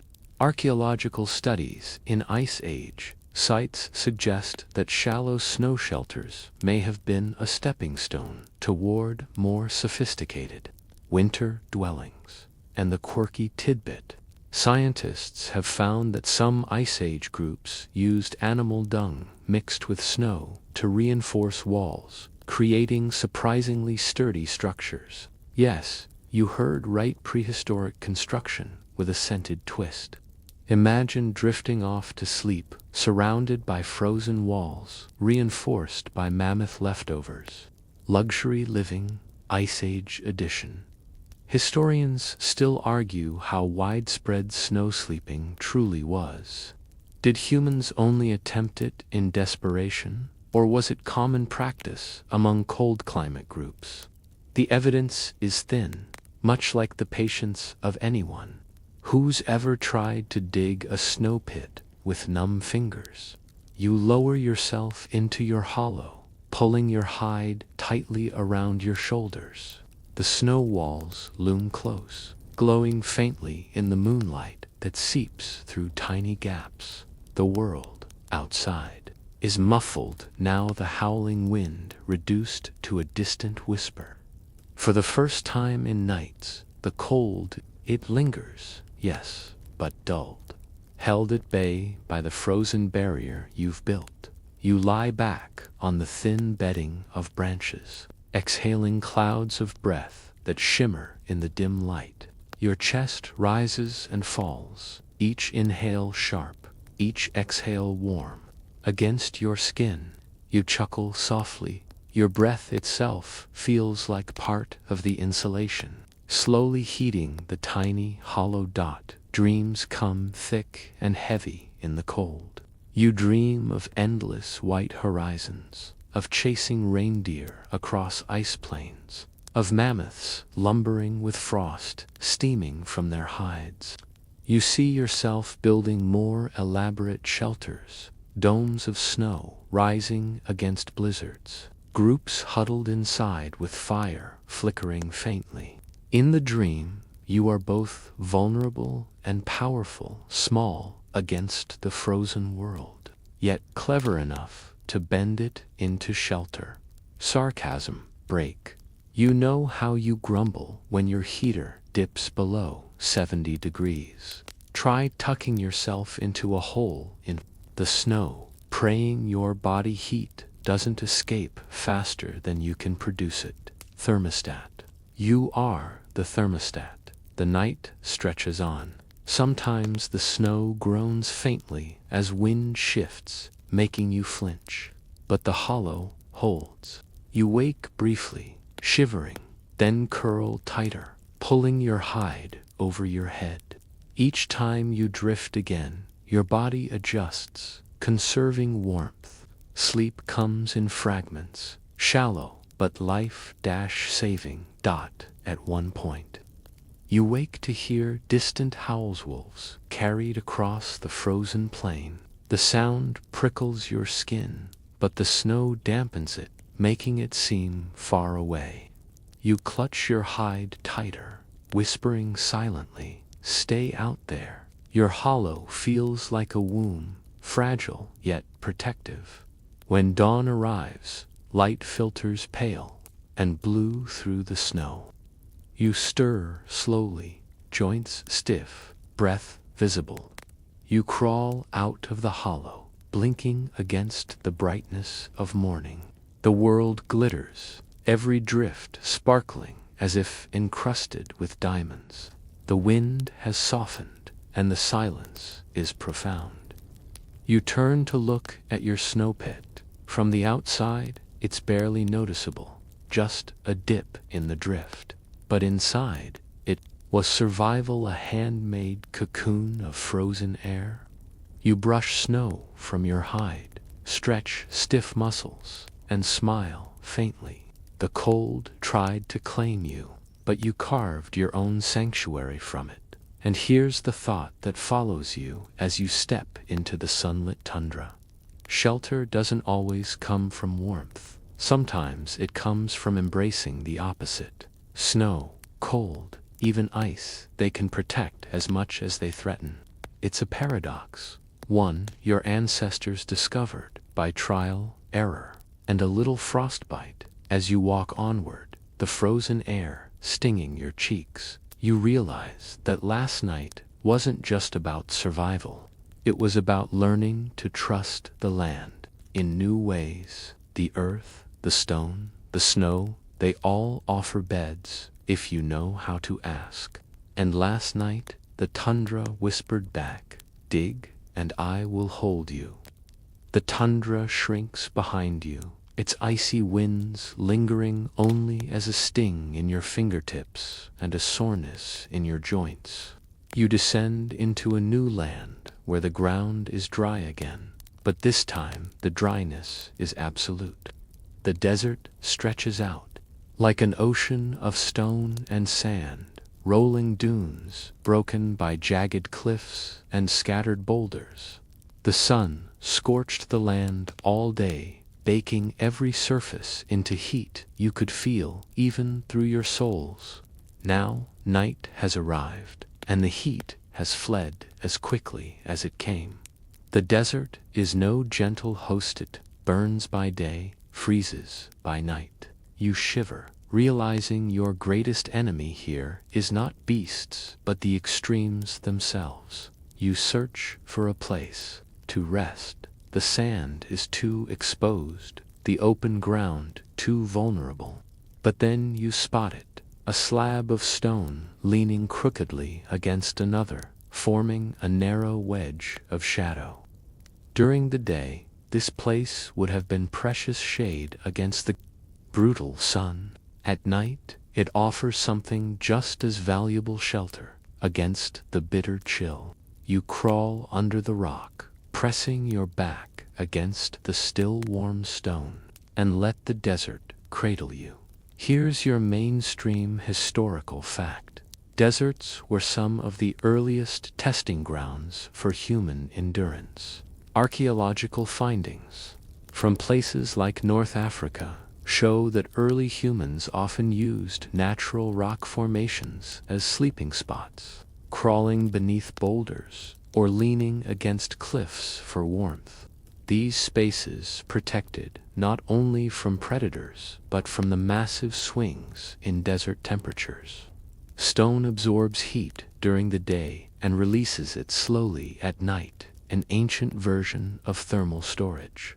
The quirky tidbit: some desert nomads later learned to bury hot stones in shallow pits, sleeping above them to keep warm through cold nights. Imagine tucking yourself into bed with heated rocks instead of an electric blanket. Prehistoric innovation sometimes looks hilariously practical.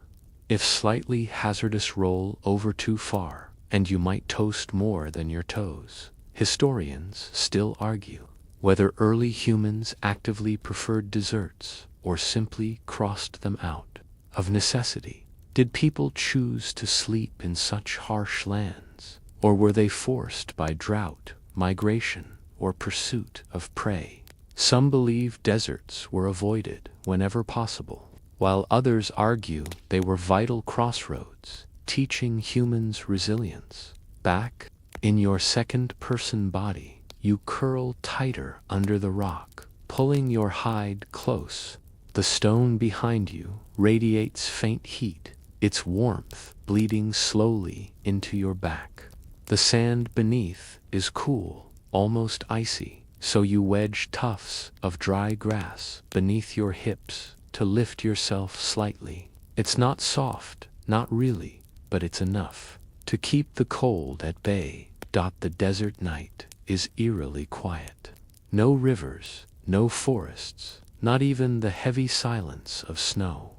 Just a vast emptiness, broken by the occasional chirp of an insect or the hiss of wind slithering across the dunes. You stare out from your little alcove and watch the stars blaze brighter than you've ever seen them, without clouds or trees to block the view. The sky is overwhelming geo-black tapestry, crowded with points of fire. For a moment, you forget the chill gnawing at your bones. Your eyes droop and dreams slip in. You dream of endless sand seas, dunes rising and falling like waves, caravans of people trudging with baskets and jars, their camels laden with goods. You see fires flickering among dunes, people huddled in cloaks against the same biting cold. In your dream, the desert is not just harsh, is alive, whispering secrets through the shifting sand. Sarcasm break. People today pay a fortune to visit desert resorts and sleep under the stars. They call it luxury. You call it survival with extra scorpions. And trust me, there's no room service when you're huddled under a rock, praying the wind doesn't bury you in sand. The night grows colder. You shift, tucking your knees under, your chin, hide wrapped so tightly you can barely breathe. Occasionally, a gust of wind sweeps sand into your alcove, peppering your skin and filling your nose with grit. You cough softly, spitting out grains, and mutter under your breath about the desert's lack of manners. Still, the stone holds heat longer than you expected, and eventually your body relaxes enough to drift. Hours pass in fragments of sleep. Each time you wake, you shift slightly, repositioning against the rock's curve, brushing sand from your face. Once, your eyes snap open to find a pair of glowing orbs in the distance. A desert fox, sniffing curiously, before darting away. Your heart thunders, but the animal is small, no real threat. You exhale and close your eyes again, grateful for the stone at your back. Dawn comes suddenly in deserts. One moment the world is dark, the next the horizon blazes orange and gold. The rock warms instantly, its surface heating as the sun climbs. You crawl out, squinting against the blinding light, and stretch sore limbs. Your hide is coated in dust, your hair tangled with sand, but you survived the desert's cold embrace. You glance back at your shelter. From outside, it looks like nothing. Slab of stone leaning lazily against another. But to you, it was a wall, a blanket, a protector. It turned night into something survivable, even if not comfortable. You press your hand to the rock, feeling it already warm beneath the morning sun, and whisper a silent thanks as you walk into the dunes. You realize deserts teach a harsh but vital lesson. Sometimes safety comes not from abundance, but from scarcity. A single rock can be a fortress, a sliver of shadow, a home. In a place where the earth offers little, you learn to value what little it does. The desert stretches endlessly, but you walk lighter. Last night the sand tried to freeze you, and the rock saved you. That memory becomes part of your bones, a reminder that even in the most hostile places, there is always a nook, a cranny, a fragment of shelter. You just have to find it. The desert fades behind you, but its lesson that even the smallest refuge can mean survival remains etched in your bones. Tonight, the land shifts again. You find yourself on an open savanna, a wide grassland stretching into the horizon, broken by scattered trees and dotted with distant herds. The air is warmer here, humid with the scent of animals and earth. But the savanna is not gentle.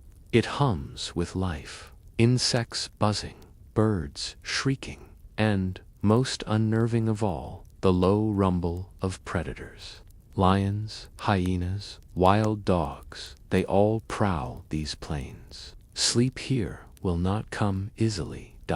As the sun sets, the group you've joined begins to prepare. No caves, no rocks, no burrows this time. Instead, they gather thorny branches long, twisted limbs studded with spikes sharp enough to pierce flesh.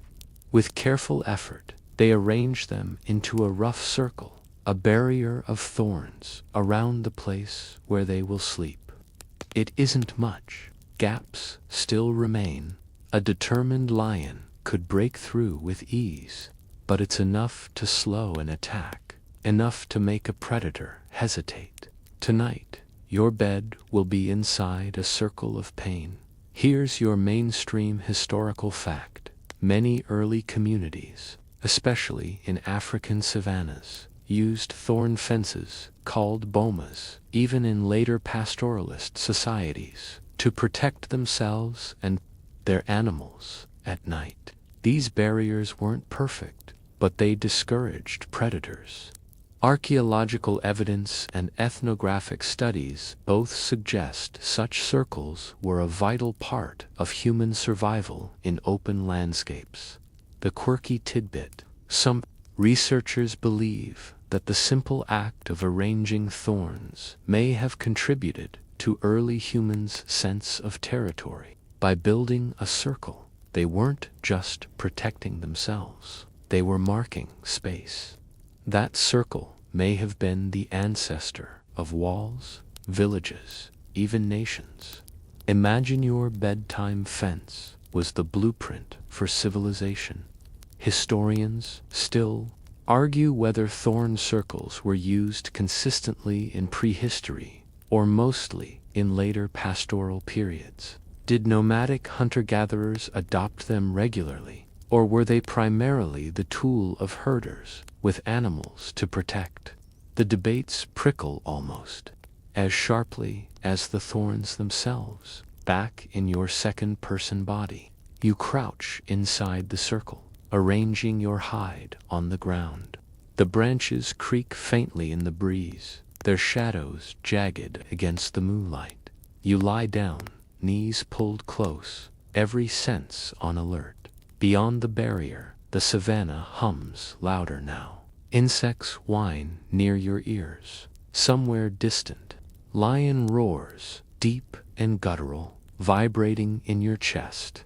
The sound reminds you of how fragile the branches really are. Still, you exhale slowly, reminding yourself, even hesitation can save lives. You close your eyes, trying to let exhaustion win, but dreams creep in with the rhythm of danger. You dream of lions circling, their eyes gleaming in the dark, their paws silent as they prowl. You see yourself clutching a spear, standing inside the circle of thorns like a sentinel. The dream is half nightmare, half prophecy, warning you that survival is not passive. It demands vigilance, even in sleep. Sarcasm. Break. You complain when your neighbor's cat scratches your garden fence? Try lying down while actual lions debate whether the thorn barrier you built is worth their trouble. And if you thought splinters were bad, wait until you've got savanna thorns lodged in your hands. Bedtime injuries, prehistoric edition. The night stretches long. At one point, you wake to hear rustling just beyond the barrier. Your eyes snap open, your body rigid. You see movement shadows shifting, low forms pacing. A faint growl drifts through the grass. You hold your breath, clutching your stone tool tighter, heart pounding so loud you think it might draw attention itself. Then comes a sound, a hiss of frustration, a snort, and the patting of paws moving away. The thorns worked. The lionor. Maybe a hyena decided you weren't worth the risk. You exhale shakily, collapsing back onto your hide. Sleep returns, fragile but real. You drift into lighter dreams now, circles drawn in dust, groups gathering inside, fires lit at the center. You imagine the thorn fence not just as protection, but as a home, a ring where people share warmth, stories, even laughter, the barrier turning strangers into kin. You wake briefly with a faint smile, realizing that even fear can bind people together. By dawn, the savanna glows gold. Birds burst into noisy chatter, herds of antelope stir, and the horizon ripples with heat, though the morning is still cool. You sit up, stretching sore limbs, and look at the circle. The branches are scattered now, some collapsed, others broken, yet they served their purpose. No predator breached them. You survived. You stand, brushing dust from your hide, and glance once more at the thorny barricade. It isn't much to look at, just a messy pile of sticks, but to you, it was a fortress. Primitive, temporary, but effective. You realize the circle isn't just protection, it's a statement. This space is ours, not yours. And maybe, deep down, it's also a seed. A seed of community, of borders, of the human instinct to shape space into belonging. As you walk away, you carry the lesson with you. Safety doesn't always come from walls of stone or roofs of wood. Sometimes it comes from a simple line scratched into the world, marked by thorns and trust. And inside that line, sleep becomes possible. The savanna stretches endlessly, but you walk with lighter steps. Last night, danger pressed close, but your circle held. And in that circle, you found not just rest, but meaning. The savanna recedes into the distance, its thorny lessons clinging to your skin like faint scratches. You travel onward, following herds across rolling land, until you reach a place where the ground begins to rise. Tonight, your eyes turn upward. Again, a hill juts from the horizon, its slope gentle at first, but steepening near the crown. You climb slowly, legs aching, lungs burning, until you reach the top. From here, the world unfurls below, grasslands stretching like a sea, broken by winding rivers and dark patches of trees. The view is breathtaking, but that isn't why you came. Tonight, you're chasing safety through sightlines. Up here, you can see danger before it reaches you.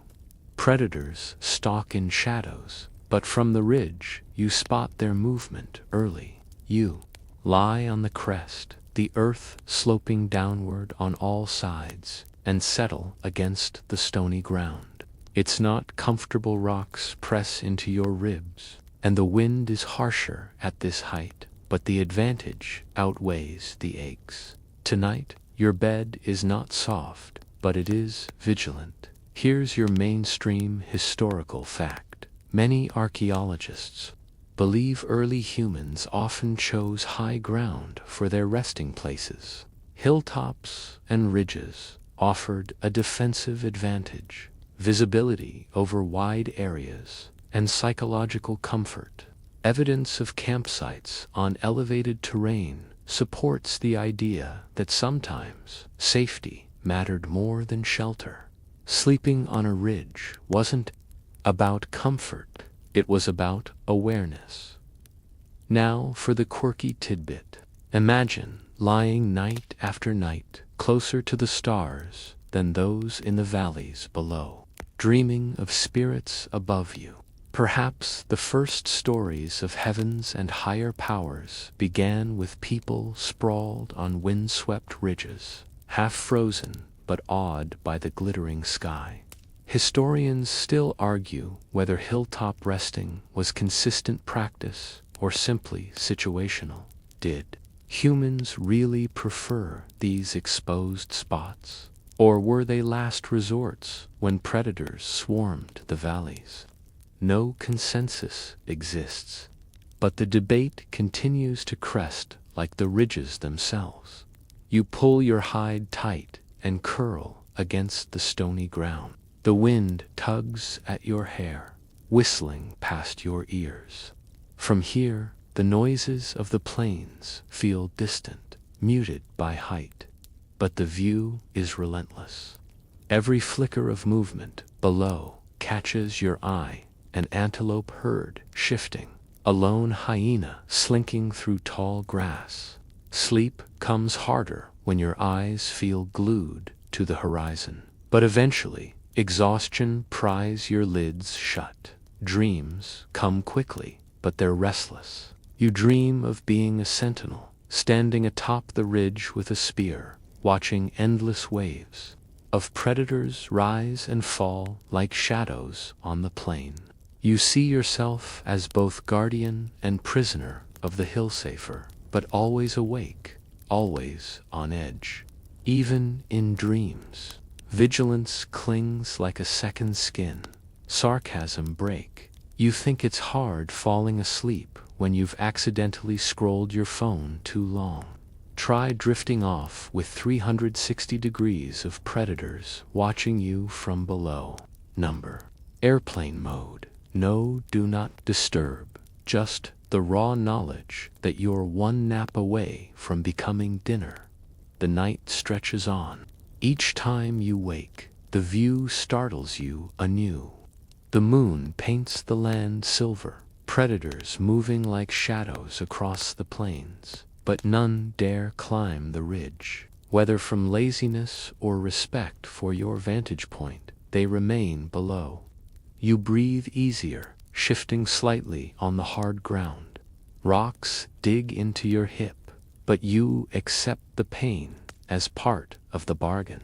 At one point, a lightning storm flickers far on the horizon, silent at this distance. The sky blooms with flashes, lighting herds like ghostly shapes in the grass. From your perch, you witness the storm as if it were a private performance, nature's lantern show for a lone watcher. You smile faintly, shivering under your hide. When dawn comes, it spills first across the ridge, painting you in gold before the valley stirs. Birds rise in noisy flocks, and the herds begin to move. You stretch, soar from the rocky bed, and sit. Upright, the view is breathtaking again, but now it feels like something you earned. You survived the night, not through comfort, but through vigilance. You descend slowly, legs shaky, body stiff from the uneven sleep. At the base of the hill, you glance back. The ridge looks ordinary, just a rise of stone and grass. But to you, it was a fortress of vision, a place where height became safety. And here's the thought that follows. Sometimes survival isn't about walls or warmth. Sometimes it's about perspective, seeing danger before it sees you, trading comfort for knowledge. You know that tonight you'll search for something softer, but part of you already misses the view, the strange calm of sleeping above the world as you walk onward. The ridge fades into the horizon, but its lesson lingers. The higher you climb, the further you see, and sometimes that sight is the only shield you need.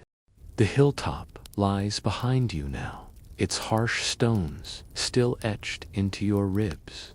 You descend into lowland plains, following the faint trails carved by hooves and bare feet. The air carries the musk of animals. Herds have passed here recently. Antelope, perhaps, or something larger. Tonight, you do not stay in one place. You are moving, always moving, because the people around you are nomads. They follow herds, rivers, seasons. Sleep here is not permanent, is borrowed, as fleeting as footprints in dust. You travel with them, your hide draped across weary shoulders, feet sore from hours of walking. Children cling to their mothers, hunters drag simple tools, and elders mutter under their breath as they march. The horizon offers no walls, no caves, no shelters. Instead, the group makes camp when the sun dips low, stopping in a flat clearing dotted with dry brush. The word camp is generous. It is simply a place where bodies collapse, but even this routine carries its rhythm. Here's your mainstream historical fact. Nomadic groups were the norm for tens of thousands of years. Before farming and permanent settlements, humans followed game and edible plants. Seasonal campsites shifted constantly, sometimes returning in cycles, sometimes abandoned forever. Archaeological sites show repeating layers of occupation, proving that migration was not random but patterned. Now, for the quirky tidbit. Evidence suggests nomads often left behind little gifts or trash, depending on your perspective for the next group. Charred bones, fire pits, even piles of shells served as markers that the spot had once hosted life.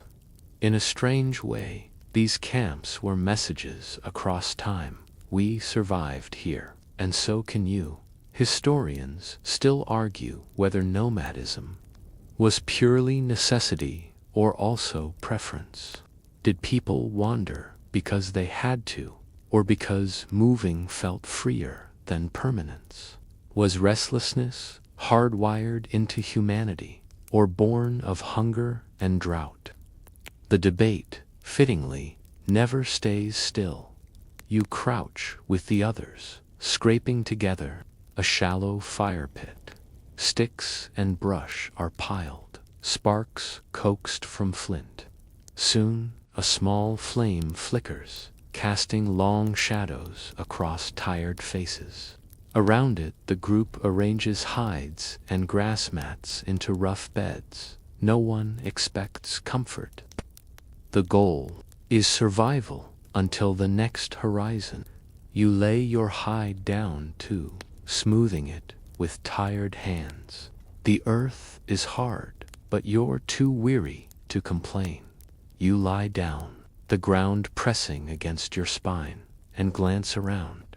The group sprawls like spokes of a wheel around the fire, each person angled outward, as if instinctively guarding the circle.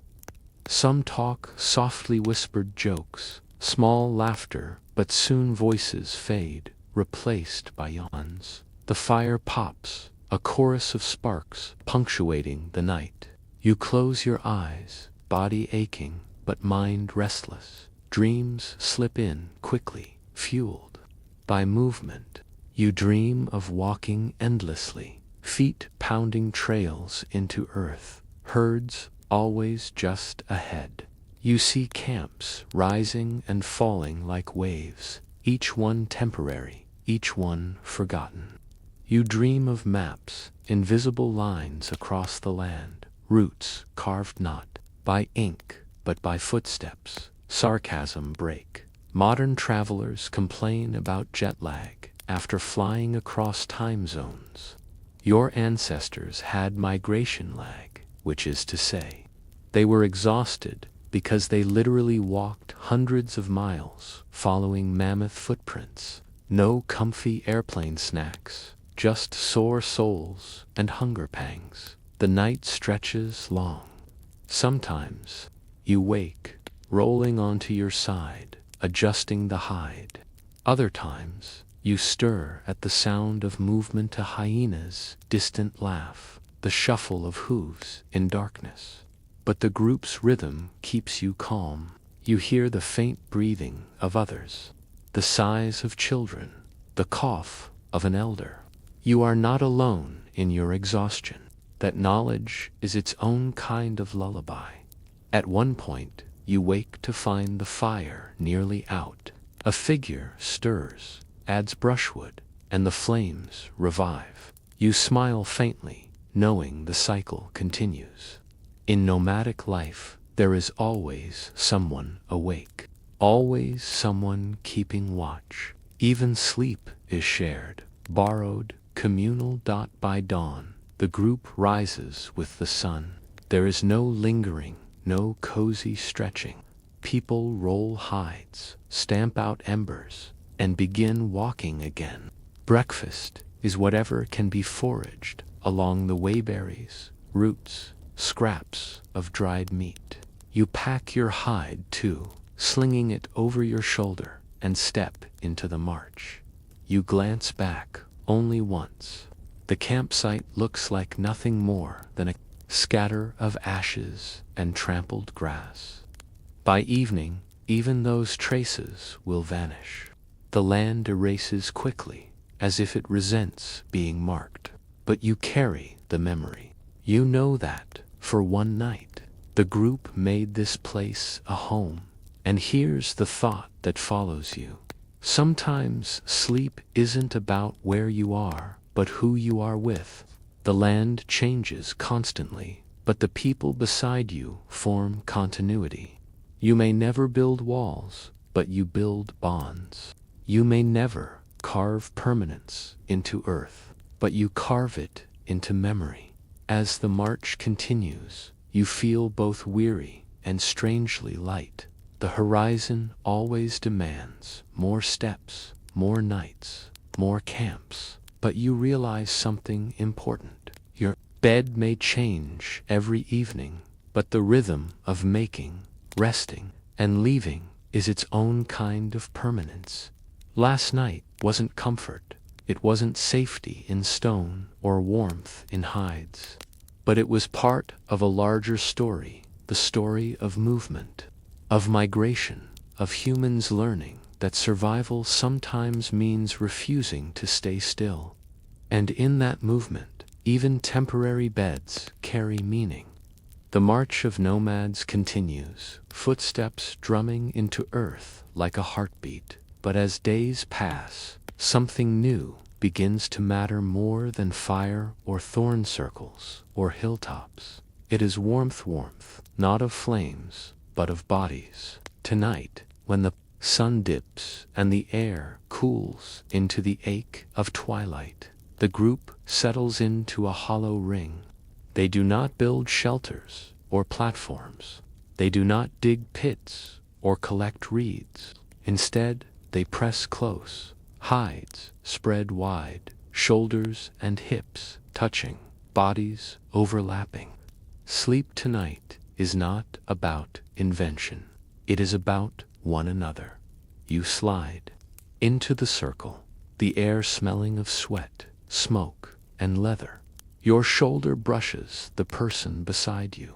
A child curls against your hip.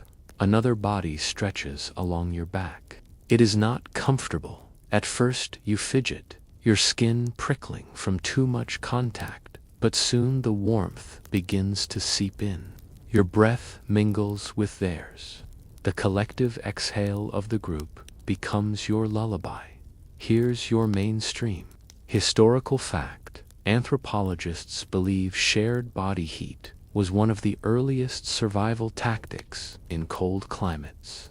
Families and bands slept close together, sometimes even stacked in rows, to conserve warmth. Humans, no different, formed circles or clusters to turn fragile individuals into a furnace of flesh. Now for the quirky tidbit. In some ancient burials, archaeologists have found skeletons positioned in clusters that suggest death came during sleep huddles. Whole families were preserved as if still wrapped in the embrace of warmth.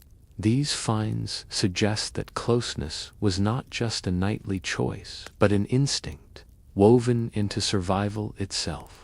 Historians still argue whether communal sleeping was entirely practical, or if it also fostered deeper social bonds. Did body heat clusters help create trust, affection, even the roots of human intimacy?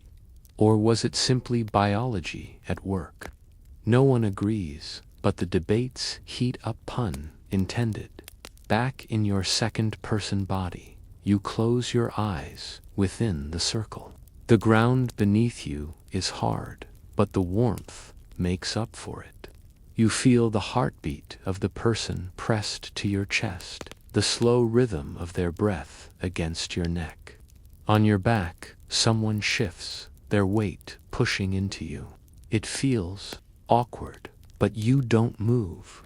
Every body adds to the shield against the cold. Sleep comes in fragments, as it often does. You dream of fire again, but this time the fire is made of people flames, of warmth radiating from bodies pressed close. You dream of circles growing larger, entire communities clustered in warmth, and later, entire cities buzzing with the same instinct. You wake briefly, sweat beading at your brow despite the chill air, and smile.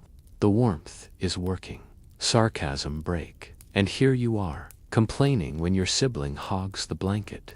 Your ancestors were the blankets, snoring, elbowing, but life-saving. Forget personal space.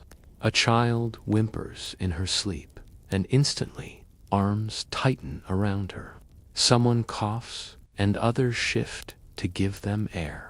The circle breathes as one organism, adjusting, responding. You realize this isn't just survival, it's training in empathy. You cannot rest without trusting, without caring. At one point, a predator's cry echoes in the distance. Instinct ripples through the group. Bodies tense, shoulders stiffen, but no one moves apart. Instead, you press tighter, as though the circle itself could repel the threat, and maybe it can. Predators prefer stragglers, loners, the ones outside the herd. In the center of the circle, you are hidden, shielded by layers of flesh and trust. You drift back into uneasy sleep, knowing your best defense tonight is each other. Dreams return, stranger this time. You see bodies transforming into walls, shoulders into stone, breath into fire. You dream of future dwellings where closeness is ritual, where humans sleep side by side in huts, barracks, even cities.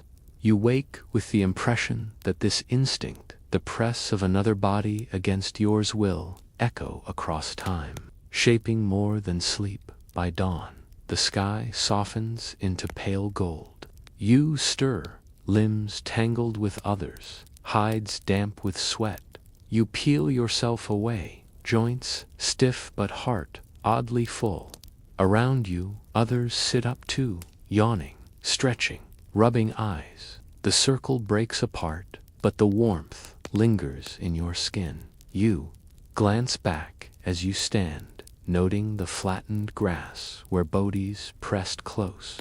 It looks like nothing, but it was a bed carved from trust. No walls, no roofs, no branches, just people, leaning into each other's fragility until it became strength.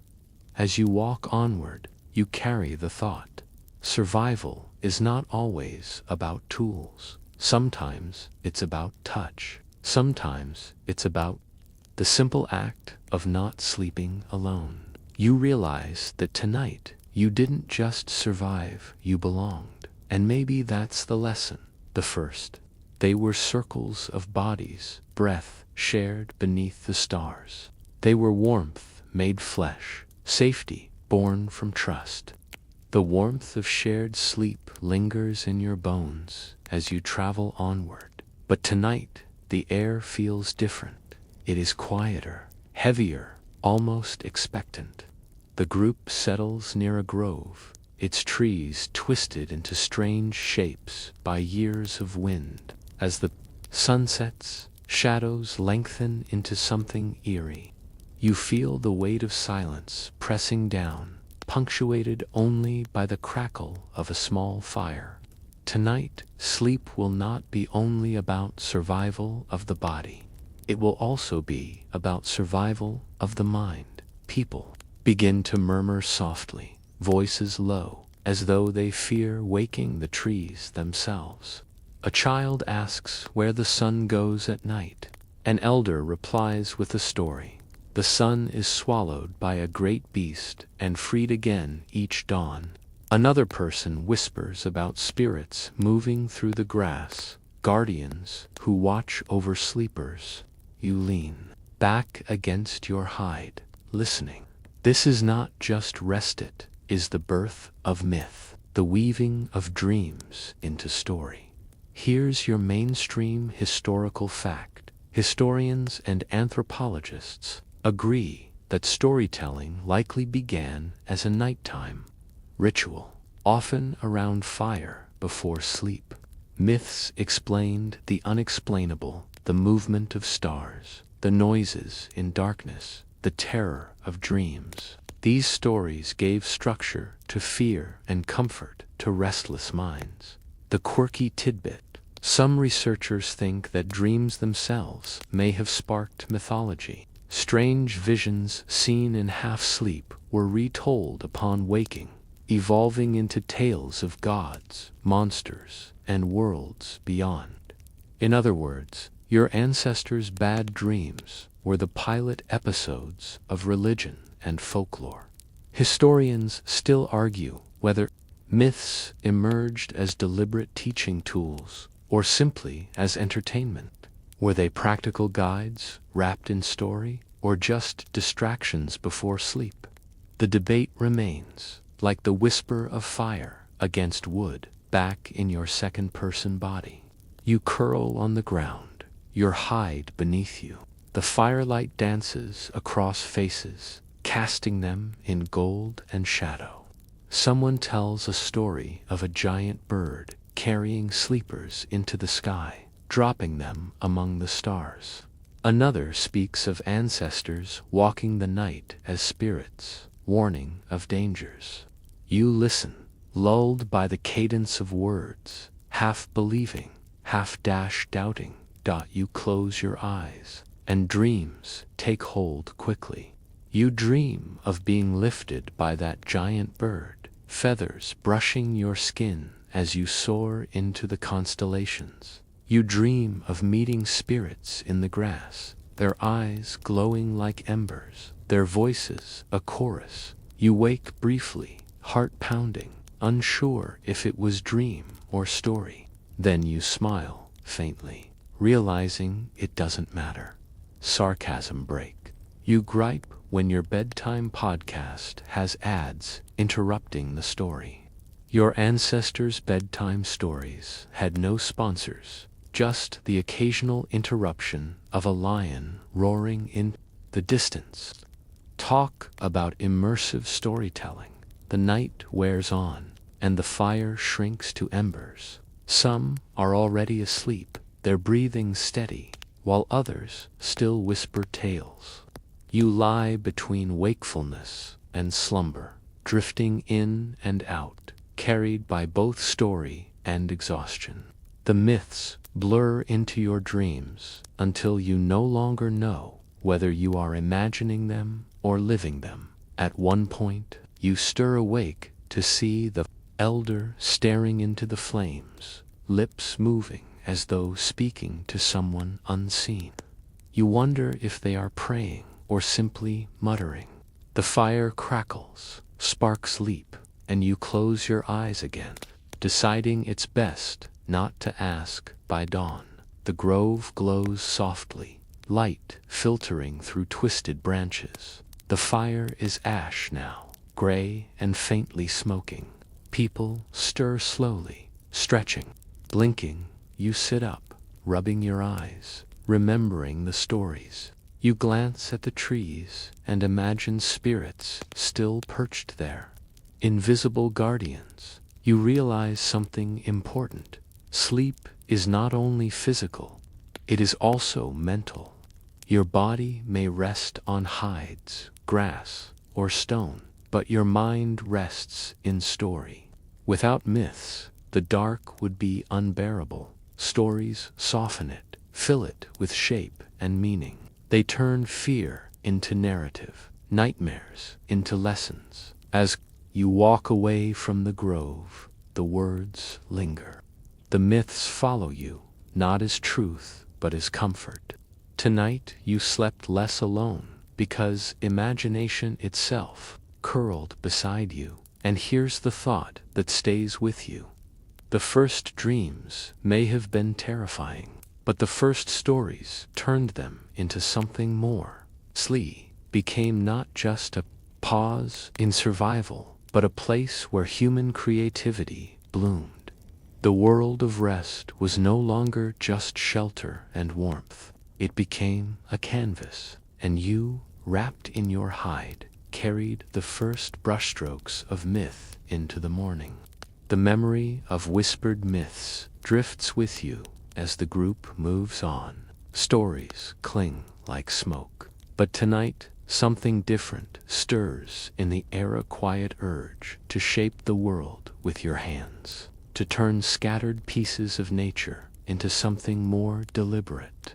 After nights of grass nests, burrows, hides, and thorn circles, the thought emerges.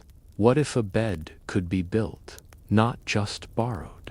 The group settles in a clearing where branches lie scattered from a fallen tree. Children play with the sticks, at first dragging them through dirt, piling them loosely. But soon the adults notice. A few gather sturdier limbs, laying them side by side. Others begin layering leaves and tufts of grass atop the wood.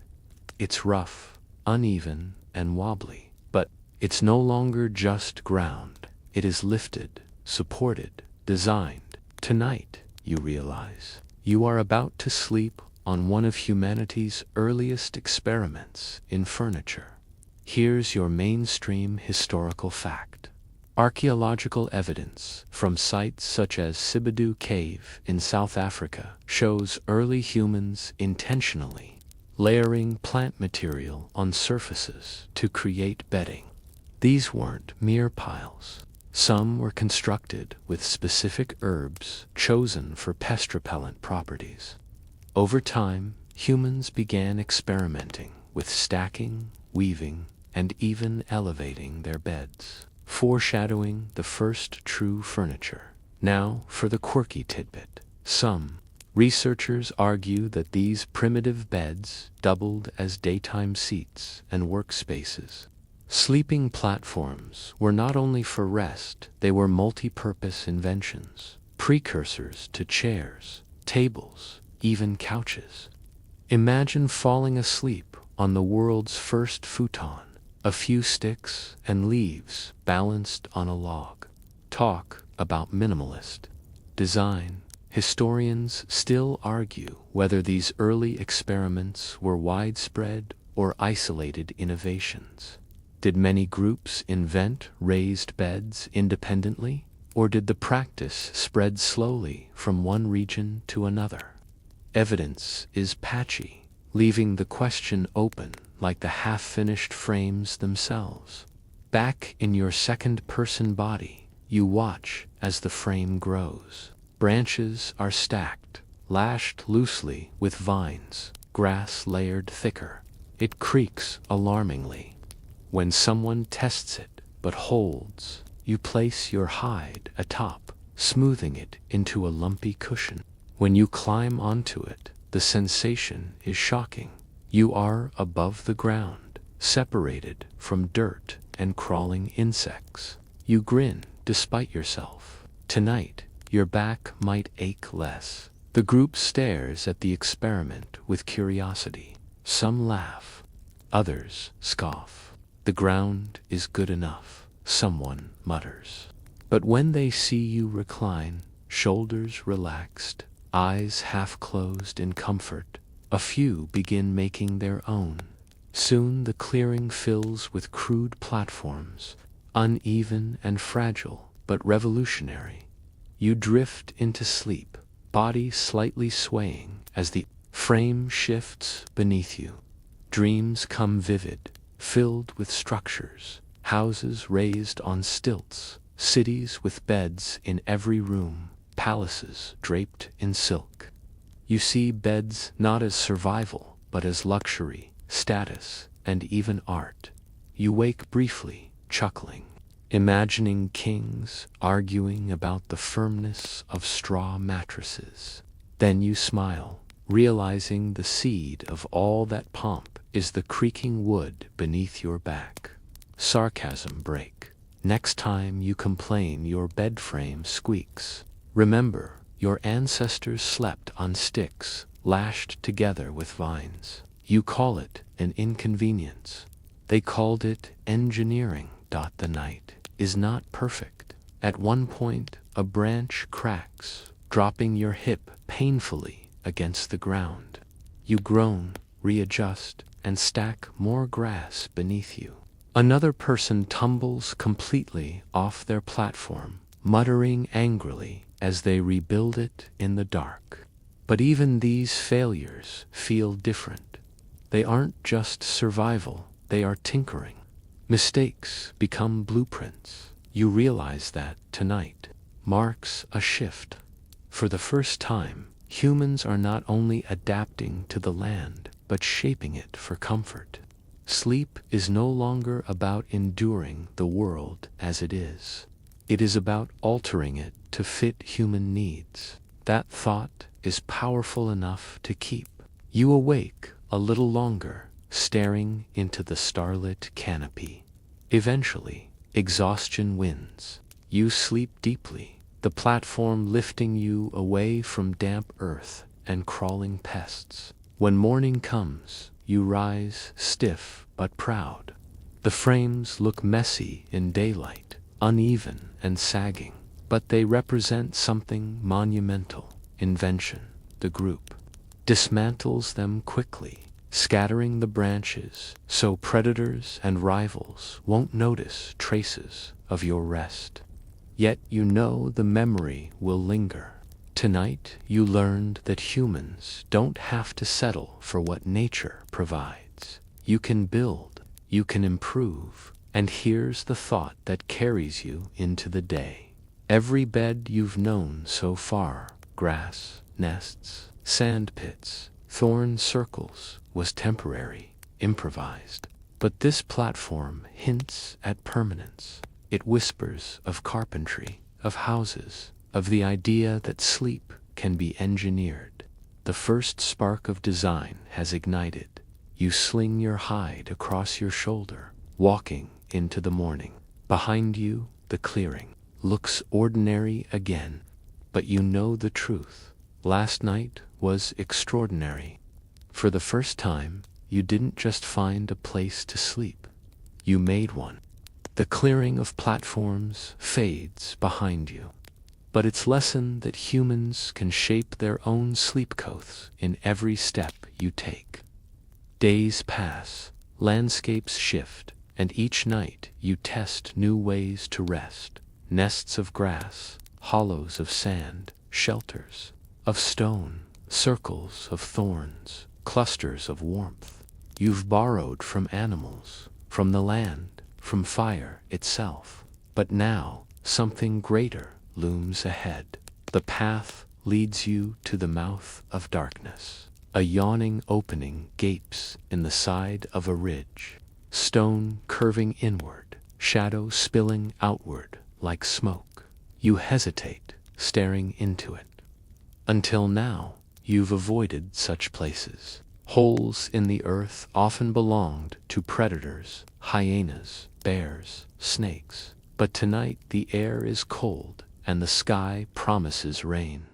Lightning flickers faintly in the distance, a reminder of storms endured.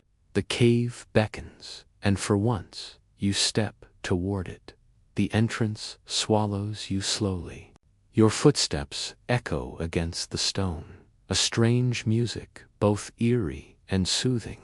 The air is cooler here, smelling faintly of damp stone and old ash. You raise a torch branch wrapped in dry grass and light it with sparks. The flames leap upward, painting the walls gold.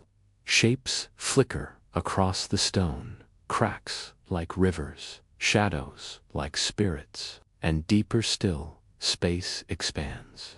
A chamber wide and high, a place vast enough for many bodies. Here's your mainstream historical fact. Caves became one of the first semi-permanent homes for early humans. Archaeological evidence abounds: ashes of fires, tools, bones, even early art scrawled on walls. Caves offered more than shelter from rain and predators. They offered permanence, memory, a place to return to. Unlike grass nests or tree platforms, caves could be revisited year after year. The quirky tidbit: some cave sites show layers of occupation spanning tens of thousands of years. Families returned season after season, generation after generation. In some cases, archaeologists found footprints of children fossilized beside hearths. Imagine that: your ancestor's child stomping through ash, preserved forever in stone. A bedtime tantrum turned into history. Historians still argue whether caves were universally favored or if they were seasonal, used only when convenient. Some evidence suggests caves became crowded, smoky, and even dangerous with predators lurking inside. Others argue that they were treasured havens, sparks of community in the wilderness. The debate continues, echoing as endlessly as your footsteps. In Stone Dot, it is cold, hard, unyielding, but the ceiling above you offers something no tree, pit, or thorn circle ever has: a true roof. Rain cannot reach you, Wind cannot cut through you. The stone is absolute, steady, timeless. You exhale, the sound bouncing faintly around the chamber. For the first time, the night feels enclosed. Around you, the group settles too. Fires flicker against walls, their smoke curling upward into cracks. Shadows dance, stretching and shrinking, giving the illusion of spirits, painted by flame. Someone laughs softly, another hums. The cave feels alive, not just shelter, but theater. It shapes sound, amplifies warmth, holds memory. You lie back, eyes tracing the jagged ceiling, and drift into dreams. They are heavy, cavernous, filled with echoes. You dream of paintings blooming across walls, herds of animals, hunters, handprints pressed into stone. You dream of caves filled with stories, art, rituals, and songs. You dream of humans returning to the same chamber year after year, calling it home. You wake briefly, the torchlight dim, and wonder if the cave itself dreamed with you. Sarcasm break. You gripe when your smoke detector goes off after a burnt piece of toast. Your ancestors filled entire caves with fire smoke every night and just shrugged. Air quality rating 0 stars. But hey, at least they were dry. The night wears on. Rain lashes outside, thunder rolls, but in the cave you feel untouchable. Predators howl in the distance, but their voices sound smaller now, swallowed by stone. You curl tighter, the ground unforgiving, but your spirit strangely light. For once, you are not just surviving the night, you are dwelling. Morning comes softly, filtered through the cave's mouth. The rain has stopped, leaving the land outside glistening. You rise stiffly, brushing dust from your hide, and glance back at the chamber. The walls are blackened by smoke, the ground littered with footprints. This place remembers you. Unlike grass nests or sand pits erased by wind, unlike thorn circles scattered by animals, unlike burrows forgotten in earth, the cave will keep your trace. You step outside, but the cave remains, eternal and waiting. And here's the thought that stays with you. The journey of sleep has always been a journey of invention. From stars to branches, from pits to platforms, every night carried a lesson. But the cave is different. It is permanence, safety, memory. It reshapes not just your body's rest, but your mind's sense of belonging. You walk onward, the cave shrinking behind you, but its lesson does not fade. You now understand that sleep is not merely closing eyes, is shaping the world to make that act possible. It is invention, trust, ritual, and imagination, all curled together beneath stars, hides, or stone. And as the journey closes, the wind down begins. Now the pace softens. Your feet no longer march. Your breath slows. Your shoulders ease. Imagine yourself lying once more beneath that cave roof, the fire dimming, the night outside hushed. Every lesson of sleep stars, branches, grass, rivers, sand, stone, snow, thorns, and warmth settles around you like layers of blankets. You have walked through all of them, step by step, night by night. And now the story exhales with you. The cave is quiet, except for the faint crackle of an ember. Shadows dance lazily across the walls, stretching long and thin before fading. Outside, the storm is gone. The air smells fresh, washed, renewed.